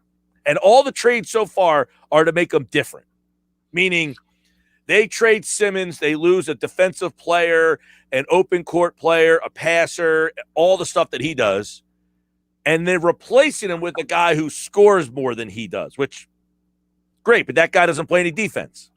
The problem for Morey, though, is the longer that you keep Simmons here, the more the culture starts to become a problem, right? Because now you're dealing with a guy who's maybe disgruntled, doesn't really want to be here anymore. He's got to show up.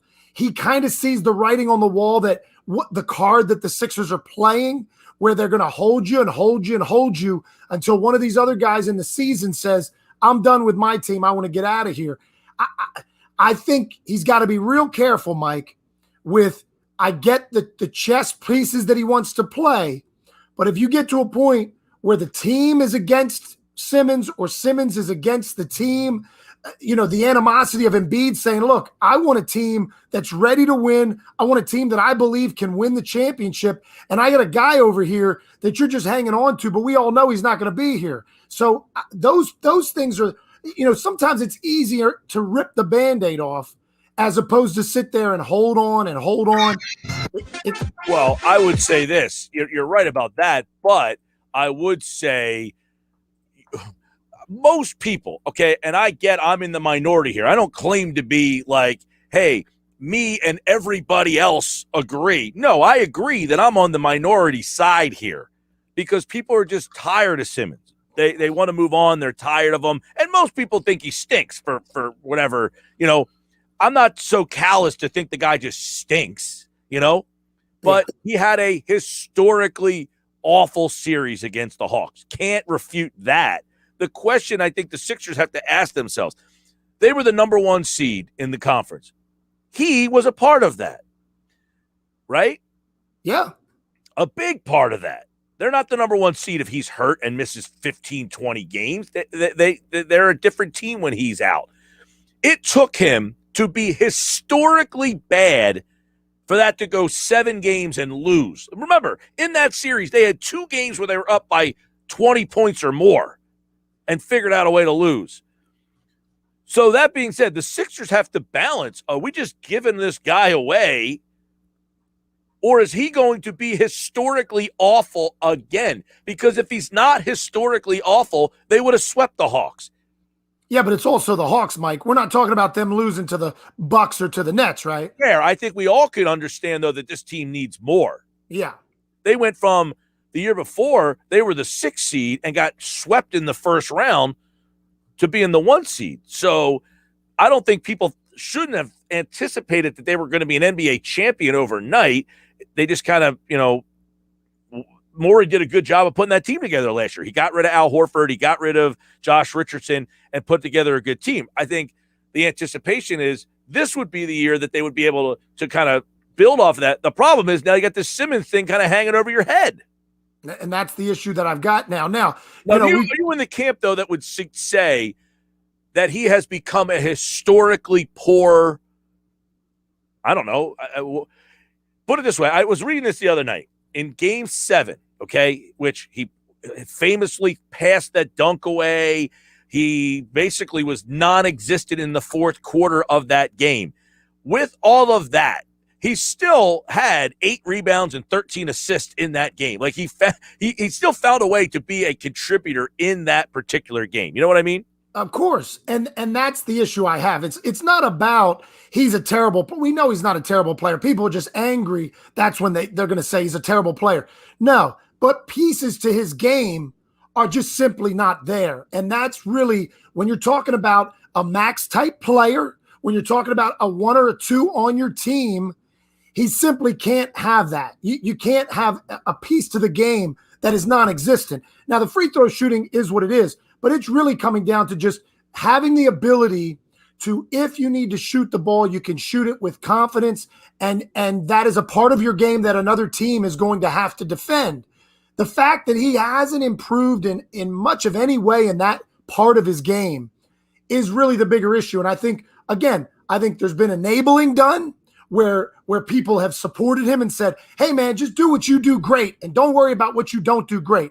That's not what I think. If I'm his coach, that's not how I play it. Right. So, that's an interesting point, because a lot of people got on Brett Brown about it, and now here's Doc Rivers, and the same thing. Same thing. Right. Yeah. And I love Doc, but I don't love that was his perception, or not his perception, but his angle as to how he was going to coach Simmons, to say, hey, Simmons, I love you. I love what you do. You're so great. Everything you do is great. Well, then if all those things are great, let's work on the pieces that aren't great. And don't just poo-poo them to the side. That's what I want to ask you then. Okay, if I told you, and I could guarantee you, he shoots 75% from the line next year, do you say, then I don't trade him?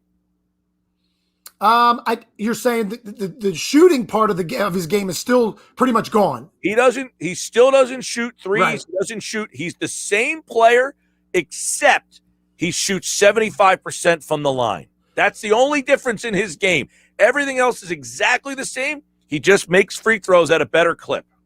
Well, I would revisit it. It's not the player I would want, but I would say because he goes to the basket with such consistency, then he's not afraid to get hit by any players. Yes, then I would look at, okay, you're giving me about 80% free throw shooting. You go to the basket, you attack, you get fouled. People don't want to foul you because they know you're going to make your free throws. That's another weapon. So I would say, as the Sixers, I would revisit that and say, okay, do we have the shooters around him? Do we have all these other pieces? But with our talks, Mike, I just hate the fact that your point guard doesn't have the ability to shoot a shot and make it. It doesn't have to be a 3, although in today's game, to not be able to shoot the 3 is kind of crazy right now. So you got your center shooting 3s. But for him not to be able to just take a mid-range jump shot, yeah, I got a problem with that. And again, it goes back to mentality, Mike. It goes back to his mind. It has nothing to do with his skills. It has nothing to do with his body. He knows how to shoot a jump shot. In practice, he makes them.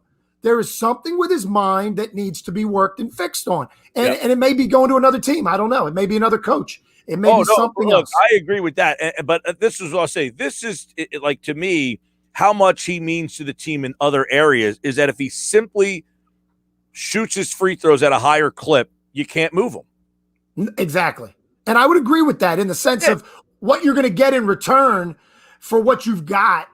It's a big difference. But again, you can't be confident that he's going to work in the offseason on his free throws. I mean, I don't know what he's doing. You have no way of knowing when he's like, because, I mean, look, he was, again, I want to stress, he was historically bad at the free throw line in the playoffs. He shot 34%. During the season, Mike, what was he, about 60? In the regular season, he shot 60%. So if he shot 60% in the playoffs, who knows what they would have probably swept the Hawks. I think someone said the amount of misses he had, if he just shot his percentage, they would have won every single game. Yeah. But again, it doesn't fix the next round. And the key for the Sixers is you're the number 1 seed. You want to make it to the championship. You want to win the championship. I don't know that they get by the Nets or the Bucks with him shooting 60% from the line and not shooting the ball. Right. Well, it's funny because Lonzo Ball, when he entered the league with the Lakers, right, he shot 41% from the line, 45 and 41. Horrible, right? Awful. This past year with New Orleans, he was up to 78%. So he has transformed his shot a lot because he used to have that, pushed it from his he has really taken some time to kind of, so he went from a 41%er. Now, the question is, Lonzo Ball, I think, works on his game. I don't know that Ben Simmons does. Well, you just gave me that statistic, Mike. My answer would be Ben Simmons should know that statistic and make a call and call up Lonzo and go, hey, what did you do? Who'd you talk to? Who are you working with? I need to get in there and get to that level.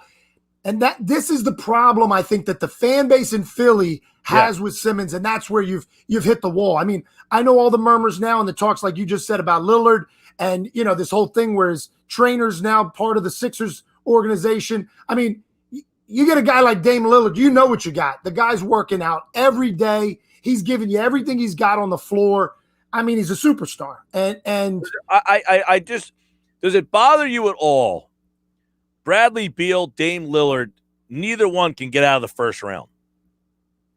With their teams, you're saying, does it bother me that with their current teams? Or are you saying, does it bother me to look at the player and see if is it the player, I'm not their suggesting situation? Lillard's not great or Beal's not great. I think they're both tremendous.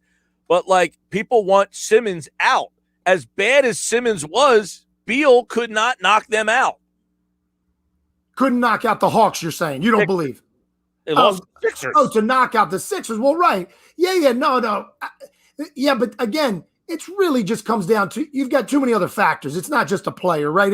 There is the team they're on. It is the system they run. You got Washington with the former MVP of the league in Westbrook and Bradley Beal, who is better than pretty much any guy on the Sixers other than maybe in B, but they play two different positions really. And yet, not good enough. As bad as Simmons was, Beal still not good enough. Well, I would talk about the coach on those teams because I would talk about the defense or lack thereof that Washington played. I mean, that's bottom line. That was a free for all on that team. There was no defense. So same with Portland, by the way. But that's my problem. Yeah, right. But that's part of the problem that I have with those players is, all right, Lillard's going to come here and score 30. He's going to give up 35. Yeah, but it is a culture, Mike. And I do think Dame plays good defense.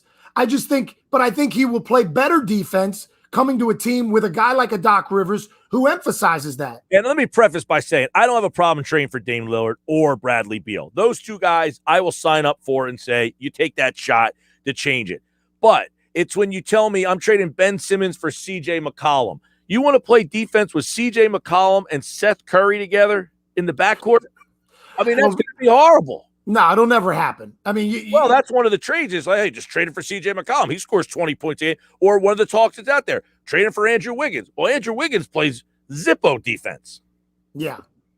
No, Morey's not going to do that. I mean, that's the talk around town, right? But I think he knows better, right? He knows what he's got and what you got to defend against in that Eastern Conference, who the other point guards are, what the matchups are going to be. Well, this conference is getting a little deeper all of a sudden. I mean, the Knicks went out and got Kemba Walker. Very deep. You've got the Bulls went out and got Ball, and then they got DeRozan, they got Zach LaVine. I mean, that team's all of a sudden got a nice little package there. The Hawks obviously have gotten a lot better. Brooklyn's going to be a lot better with the injuries. They should be healthy entering the season. So, yeah, it's a lot deeper. I mean, you almost need to keep pace, Mike. You got to look seriously at what can we do to get Lillard in here. I mean, you got Lillard and Embiid. You're back at the top, right? You're in the talks with the Brooklyn Nets, basically, and the Bucks. I mean, the Bucks again. They made a nice run. A lot of things did go their way, but they had a good run. And, they're going to be in the mix. They're going to be a tough out. So it's going to be interesting, man. And like you say, everybody's always catching up the next year. So you can't fall off, or all of a sudden these Sixers were 1 seed. They're going to be a 5 or 6 next year. If you have a disgruntled Simmons and you don't improve this team any better than Drummond, I mean, that's not going to make you a number 1 seed. I'll tell you that much. The whole Drummond Embiid thing, from a couple of years ago, Embiid called him a bum. He says he's getting rent space in his head. And then they have the video on the Sixers Twitter. You can go to our website and check this out. When they both met yesterday, and Embiid's looking at him like, this bum's on my team. Drummond was out there in L.A. Of course he was. And he could barely walk last time I looked. I mean, I'm not sure what he's going to give you. He's a big body. You know how old he is? He looks and feels like he's 38 years old. Right? He's 27. Right? I couldn't believe it when I said, Drummond, first off, he feels like he's been in the league for 17 years. Forever. And he's only 27 years old. Last year in Cleveland, he averaged 18 points and 14 rebounds. And nobody even knew he was on Cleveland. He got bought out, and then the Lakers signed him. Yeah. No, he's do you think he has a shelf life of 3 more years? I don't think he's going to make it past 30. Well, do you know this? I didn't know this either. He's the only player in the league. I think it's in the active player who has averaged at least 15 points and 15 rebounds for 3 straight seasons. He led the league in rebounding for 3 years in a row. He was a stud. For a moment in time, he was a stud. Well, last year he scored 17 points. I couldn't believe it when I saw that. Couldn't believe it. Well, because on the Lakers, they didn't need him, right? He came in, he was backing up AD. What was he averaging? 6 and 4? I mean, he wasn't doing much. With the Lakers, he averaged 11. Did he really? Yeah, when he went, I got it right here. When he went to the Lakers, so in Cleveland last year, he averaged 17 points and 13 and a half rebounds and a block and a half. And in LA, he averaged 12 points and 10 rebounds. Maybe, I don't know maybe it's his endurance. I just feel like he's running in quicksand when he's on the court. Well, because he's a big lumbering center. You don't see those guys that much anymore. I felt like he was gassed every 30 seconds. Ooh. Maybe so if he gets on a regimen. Are the Laker fans excited about this team? I mean, I don't know about them. I'm not, but I know, look, the names is what brings people to watch, right? You got a lot of names on this team now. I'm not saying that Russell Westbrook isn't an improvement for this team. I think he certainly is. And when you've got a LeBron on the team with him, all of those things we question about Russell Westbrook, right? Late game decisions, not being able to make that 3. When you've got a LeBron James on your team, even at the age that he is, Mike, he calms the team. He leads the team. Russell Westbrook is still going to do his thing. I don't have a problem with LeBron. It's the other guys in their 30s around him. Like a Carmelo? Carmelo, Trevor Ariza. Yeah, but let me tell you, I will say, Carmelo surprised me last year how well he played. He did. Man, he was good. And again. But even with Carmelo, Dame couldn't get out of the first round against a Nuggets team that was missing Murray. Again, that defense. It's just brutal. Well, guess what, Dame Lillard? Set the standard, set the tone, and be a leader, and slap the floor. Give me some Wojo. Well, he did the best he could, Mike. I think he averaged 50 in that series. Yeah, because he gave up 60. He's superhuman, that Lillard. He could do no more. I mean, he was making shots from the emblem at midcourt. He's unbelievable. I'll take him. I would fly over to Philly monthly just to see that Lillard if he makes it on the Sixers. Well, guess I will make that trip. Somehow, Lillard and Durant on the same team lost to freaking France or whoever, Iran or I don't even know. Now they're playing for the gold. I was going to say, wait a minute. Are you, can I say the thing that I hate about They were down last night to Australia and had to get on a 23-5 run or something. Well, the game's on right behind me as they replay it. I can't stand. Can I just give my gripe? I can't stand these time. I got 3 channels playing me the Olympics at 3 different times. Well, last night I watched that guy in the shot put 3 different times at the same time. Like I was on USA, then I went to CNBC, and I watched that same guy throw. And the problem I have, Mike, is one channel might be showing me 2 days earlier. One channel might be showing me 2 days later. The basketball game was on Peacock last night. Ah, it's unacceptable. God's sakes. They're playing me this USA-Australia game right now that I can watch. I've seen every highlight and I've seen every newspaper article about this game already. Well, it was on Peacock last night. I had to put the Peacock app on at 12:15, and by 12:17, I fell asleep.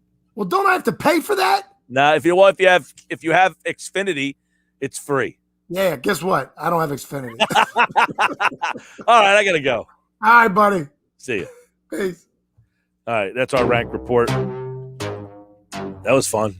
When we come back, we'll get a little better perspective on what the Sixers have done this offseason. Sixers contributor Kevin McCormick is in shotgun. He's patiently waiting. Sorry you had to listen to some of that. Although I think he enjoyed my comment about Woj slapping the floor, the old Duke days. Give me that, Dame Lillard. Can I get that defense? That's back on the other side. Sports Bash Live, 97.3 ESPN, the free mobile app.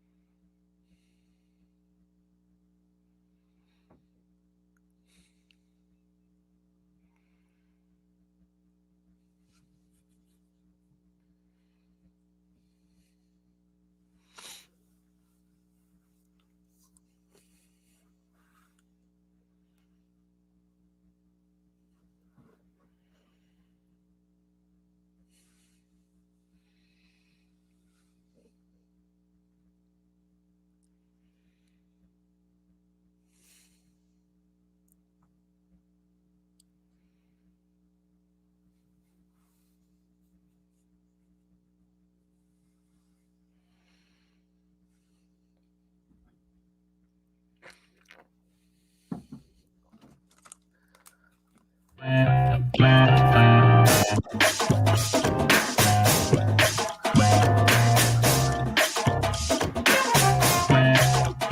Bash 97.3 ESPN, the NBA Summer League. I was watching a little Summer League live from Sacramento last night. Kevin McCormick, 97.3 ESPN.com, Sixers contributor. Sports Illustrated as the free agency period has kind of slowed down a little bit. So let's kind of recap it, Kevin, and kind of get your insight on what the Sixers did. Kind of give us your take. Andre Drummond spoke today.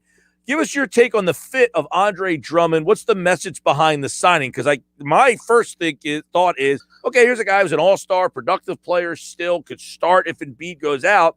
Can't play with Ben Simmons, though. Yeah, it feels like in terms of free agency in general, there's just been a lot of lateral moves. We see the Korkmaz re-signing. Danny Green signs late last night. You lose out on Dwight Howard, but you bring in Andre Drummond, who's essentially going to give you a lot of the same things that Dwight Howard gave in terms of on the court. Obviously, he won't be able to bring that veteran leadership that Dwight brought with him last year. But, yeah, there's going to be some spacing issues, but a guy like Niang, the guy they signed from Utah, will help alleviate some of that. He's been a 40-point-plus percentage guy from deep the past 3 seasons. So the spacing issues will still be there a little bit. Drummond might even be even more Embiid insurance than Dwight Howard was, like you said. I think when you have a guy like Drummond who's essentially in kind of that same point of his career as Embiid right now, he's only 27 years old.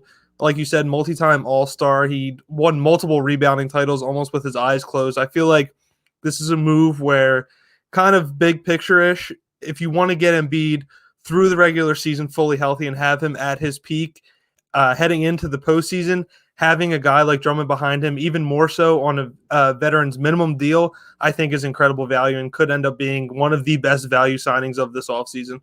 Is the message there, though? I mean, if you're going to play him 25 times a year, you're playing with Ben Simmons because you couldn't play Dwight Howard and Ben Simmons.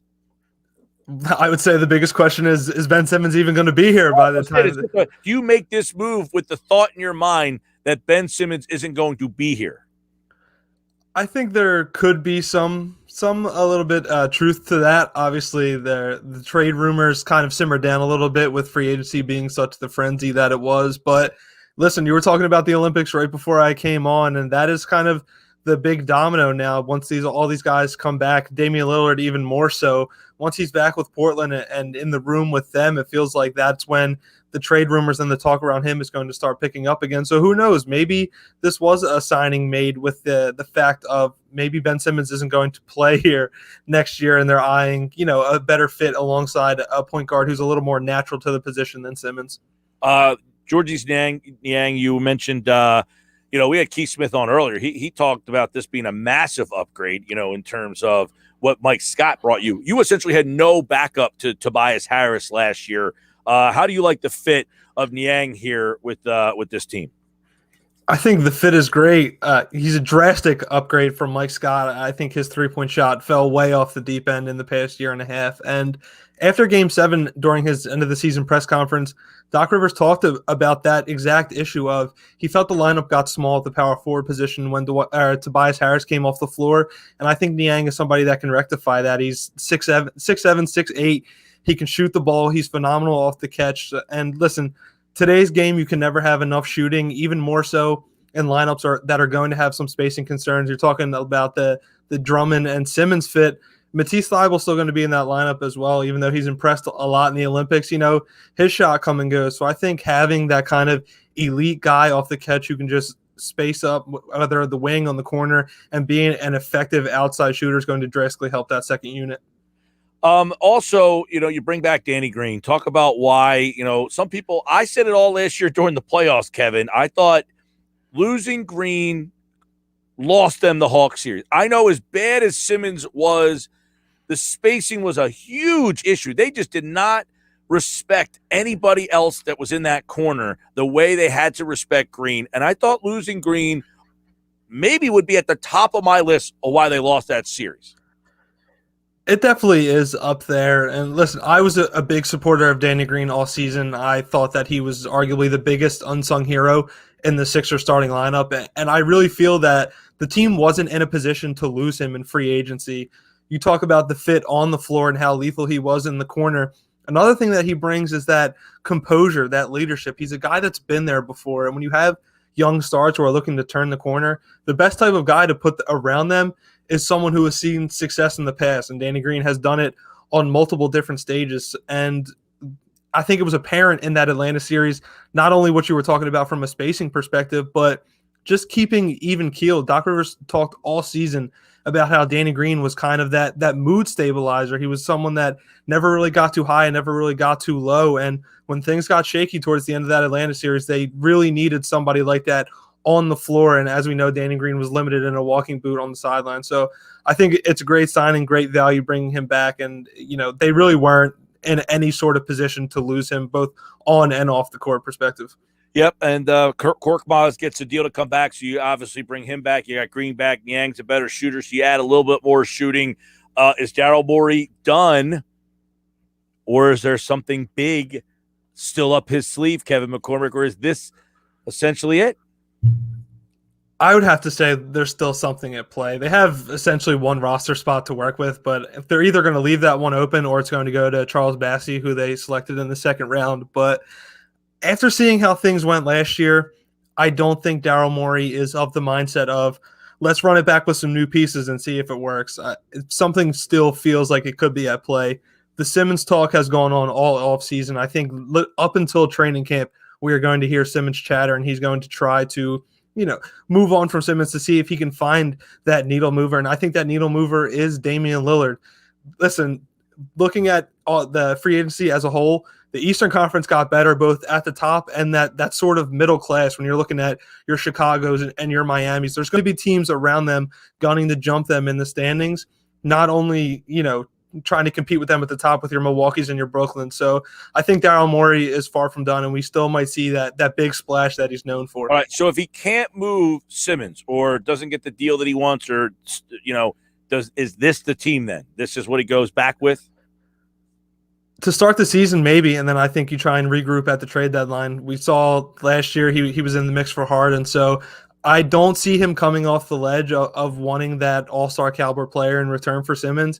And if it takes having him back for a month and a half in the season to recoup his value and show everyone that, hey, this is still a bright young talent in the league who's locked up under contract for 4 more years, just to get that taste of Game 7 out of their mouth, because all these GMs, that's the last sample of Ben Simmons that they've seen in terms of a live setting. So if it takes a month or two to recoup that value on the court with the Sixers, I think Daryl Morey does it.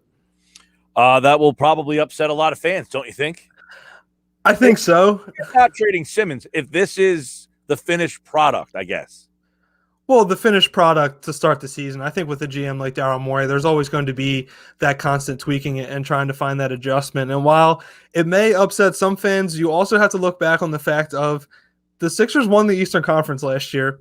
Granted, they didn't have the playoff success that they had, but bringing back this whole group, you have young guys like Maxey, who I think is going to take a big step heading into the season. Milton, Thibault, all those young guys still waiting in the wings.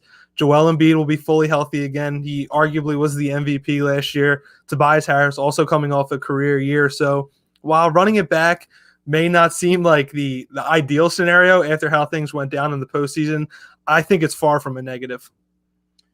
Okay, real quick to kind of look over everything, as you kind of hinted at, Chicago got better, New York got better. We know Brooklyn's going to be better. We would anticipate Atlanta to be better. You won the conference last year. Do you look at the Sixers now as a top 2-3 seed, or are they Miami's better? Where do you kind of place them? I'd have to say they still float around that top 3, with Miami being the potential one to jump them in that top 3. In my eyes, they're still a tier 1 team in the Eastern Conference, but it's going to be a much tougher path. As Brooklyn, as great as they are, they got better. Patty Mills, grabbing him is an absolute steal. Everyone talked about Brooklyn's depth being their biggest issue. Now you're bringing in a guy like Patty Mills who's going to solidify that second unit. Milwaukee's bringing back their same core. Yeah, they lost PJ Tucker, which is a blow in itself, but you got to bring back Bobby Portis, who was phenomenal for you the year before. And Miami completely pushed all in. And like you said, like you mentioned, the young teams, the New Yorks, the Atlantas, who got that little bit of taste of the postseason, who are going to want more. they're going to be gunning for those spots. So I think it's going to be a lot more competitive this year in the East, but I think the Sixers should still at least host a playoff series in the playoffs. Well, and I was talking about this the other day. Let's say you're not the number 1 seed and you're the 3 or you're the 4. That 4-5 game or that 3-6 game has gotten exponentially more difficult. I mean, if the Knicks aren't 4 and they're 6 and you're 3, 3-6, that's a lot tougher than the 1-8 matchup that you got handed this year. So the depth of the conference means they might need to make some more moves. And you mentioned the trade deadline might be when they do it because they're essentially out of they're out of moves and they're almost out of options at this point outside of a trade. Yeah, if they're going to make any kind of upgrade now, it has to be in a trade. The free agent pool has pretty much almost instantaneously dried up from Monday's start, which was crazy to see. But yeah, with the minimal cap space to work with, minimal roster spot, and just it feeling like the roster's almost at its finished product. If they're going to do anything now in terms of upgrading, it has to be a trade, or this might be the group that runs it into training camp. All right, Kevin McCormick at Kevin MCC NBA on Twitter, Sports Illustrated, 97.3 ESPN. He's got an article up right now about Danny Green coming back and what he means to the Sixers. He brings veteran leadership, but he also brings great spacing. That is one thing I think they really missed in that Atlanta series was having him out there. Even if he's not shooting the ball well, he's got to be out there for the other team to kind of respect that he could knock down a three. You don't get that with Thibault. You don't get that with some of the other guys who were kind of getting minutes in his place. George Hill was not shooting the ball very well last year. By the way, who signed with the Bucks. That whole situation ended up blowing up in their face. You give up Bradley, who would have been a nice backup, you would think. I don't know that you could trust Bradley, though, in a playoff series. Yeah, a lot of people are looking back on that trade now, and while the George Hill experiment did not pan out the way many had hoped, I would say it was arguably a failure in hindsight, but in that moment, you make that deal 10 times out of 10. As great as Tony Bradley looked in that short stretch in an advanced role, I think you could find another guy like him through the pipeline. I think Charles Bassey is someone a lot of people there is a lot to like about his game. The two-way potential, his growing outside shot. So while losing out on Tony Bradley definitely stung in the moment, I think it's a deal you make 10 times out of 10 and hope for a better result than the one you got. Agree with that. All right. He is Kevin McCormick. This is the Sports Bash. Kevin, appreciate it, man. No problem, Gill. Have a good night. All right. He is here on the Sports Bash, brought to you by Matt Blatt Kia. They want to get you approved today. Matt Blatt, 6211 Black Horse Pike in Egg Harbor Township. I will clean up the show when we come back, get you all set up for what's coming up tomorrow. We got a busy show tomorrow. And the Phils, back in action. They had a 2-0 lead. Where do they stand now? It was 2-0, and now I have the details to close it out next.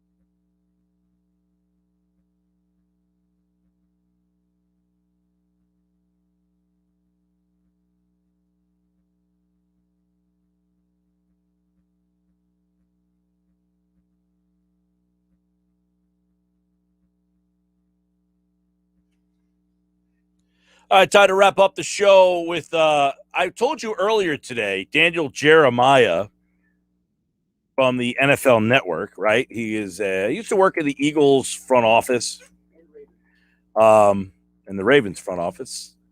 Daniel Jeremiah put out a tweet last night, and I said I would save it for the 5 today. He had 5 takeaways. He was at Eagles camp. So 5 takeaways from Eagles camp. Okay? Number 1, he says, if Josh Sweat stays healthy, he'll get 10-plus sacks. What did Adam Kaplan tell us earlier? That people are talking about how Sweat reminds him of a young Jadeveon Clowney. All we've heard about is Josh Sweat. If he gets 10.5 sacks or 10-plus sacks, this defense going to be pretty good. Because you know you're getting probably 8 to 10 from Graham on the other side. Fletcher will get you 6. We've heard great things about Hargrave. More on him in a minute. Number 2, Hurts will lean heavily on tight ends. Did somebody tell Daniel Jeremiah that Zach Ertz ain't going anywhere? Is that a indication of that? Because if he's leaning heavily on the tight ends, plural, Dallas Goedert and Richard Rodgers, probably not. Does that mean Zach Ertz is staying? Well, that remains to be seen. Number 3, Eagles' offensive line is very deep. I've been talking about that essentially the entire offseason, but he's right. It's even deeper when you think about Nate Herbig has really, really apparently impressed up there. You got Jordan Mailata and Andre Dillard, quote-unquote, battling. The loser of that, who's going to be Dillard most likely, is going to be a very good player. Jack Driscoll, this is just a very good offensive line. Number 4, Devonta Smith will be back soon, and he's as advertised. They love his route running savvy and ball skills. We all are hoping and waiting and wishing that Devonta Smith is that breakout star wide receiver that this franchise has essentially lacked for a long, long time. If he could be that, and the offensive line is very good, and Hurts leans on these tight ends, isn't this a good offense? Crazy to think. Number 5, he says Javon Hargrave is in great shape. We've heard nothing to differentiate from that. We keep hearing Hargrave is in great shape. You pair him up with Fletcher Cox, you're going to have a handful in the middle. Josh Sweat, Brandon Graham, Derek Barnett, Ryan Kerrigan. This team's going to get to the quarterback. If they get to the quarterback, that should help their secondary out. Those are 5 takeaways from Eagles camp from Daniel Jeremiah. To which Dan Orlovsky chimed in from ESPN and said, my thoughts on the Eagles have really evolved over the last month or so. This tweet is an example of why. Their line of scrimmage on both sides should be too good for the team to stink. No team that has good O-line and D-line in Philly, as good as lines as Philly does, stinks. They're big people, and big people beat up little people, said Billy Schwein. Orlovsky is finally seeing what I saw months ago. People are now starting to see what I've been saying for a long time. Your offensive line is going to be one of the best in football. If your offensive line is that good, you're going to be good. If your defensive line is that good, you're going to be good. I've been saying it since February. And I wrote about it at 973ESPN.com. It's an evergreen article that you could just keep reading over and over again because it holds true. The Eagles' offensive line is going to be better than your team's. And if your offensive line is good, you're typically very good. And that is the positive that I take from Eagles training camp 8 days in so far. This is the Sports Bash Live on 97.3 ESPN. the free mobile app. Don't forget, you can download the free mobile app in the Apple Store or Google Play. You can text us through your free mobile app, and we'll do it again tomorrow on a busy Friday show. We like to call it Happy Hour Friday. And that's Mike McGarry, Sal Palantonio, Susie Hunter's back. What stadiums has she been to this week? I really enjoy that segment with Susie, seeing what ballpark she's been to and how it all's mapped out. I know she was in Detroit. That is her 18th of 30 ballparks. So we'll find out what she's doing tomorrow. Also, football at 4 with Andrew DeCecco, Bob Wankel on the Phillies big series with the Mets, Jeff Kerr on the NFL, and Happy Hour Friday with the PT. Hey, Josh is off tonight, so coming up next, we have the best of the Sports Bash for you right here on 97.3 ESPN. Hopefully everybody enjoys their evening. Have a great one. I'll talk to you tomorrow at 2.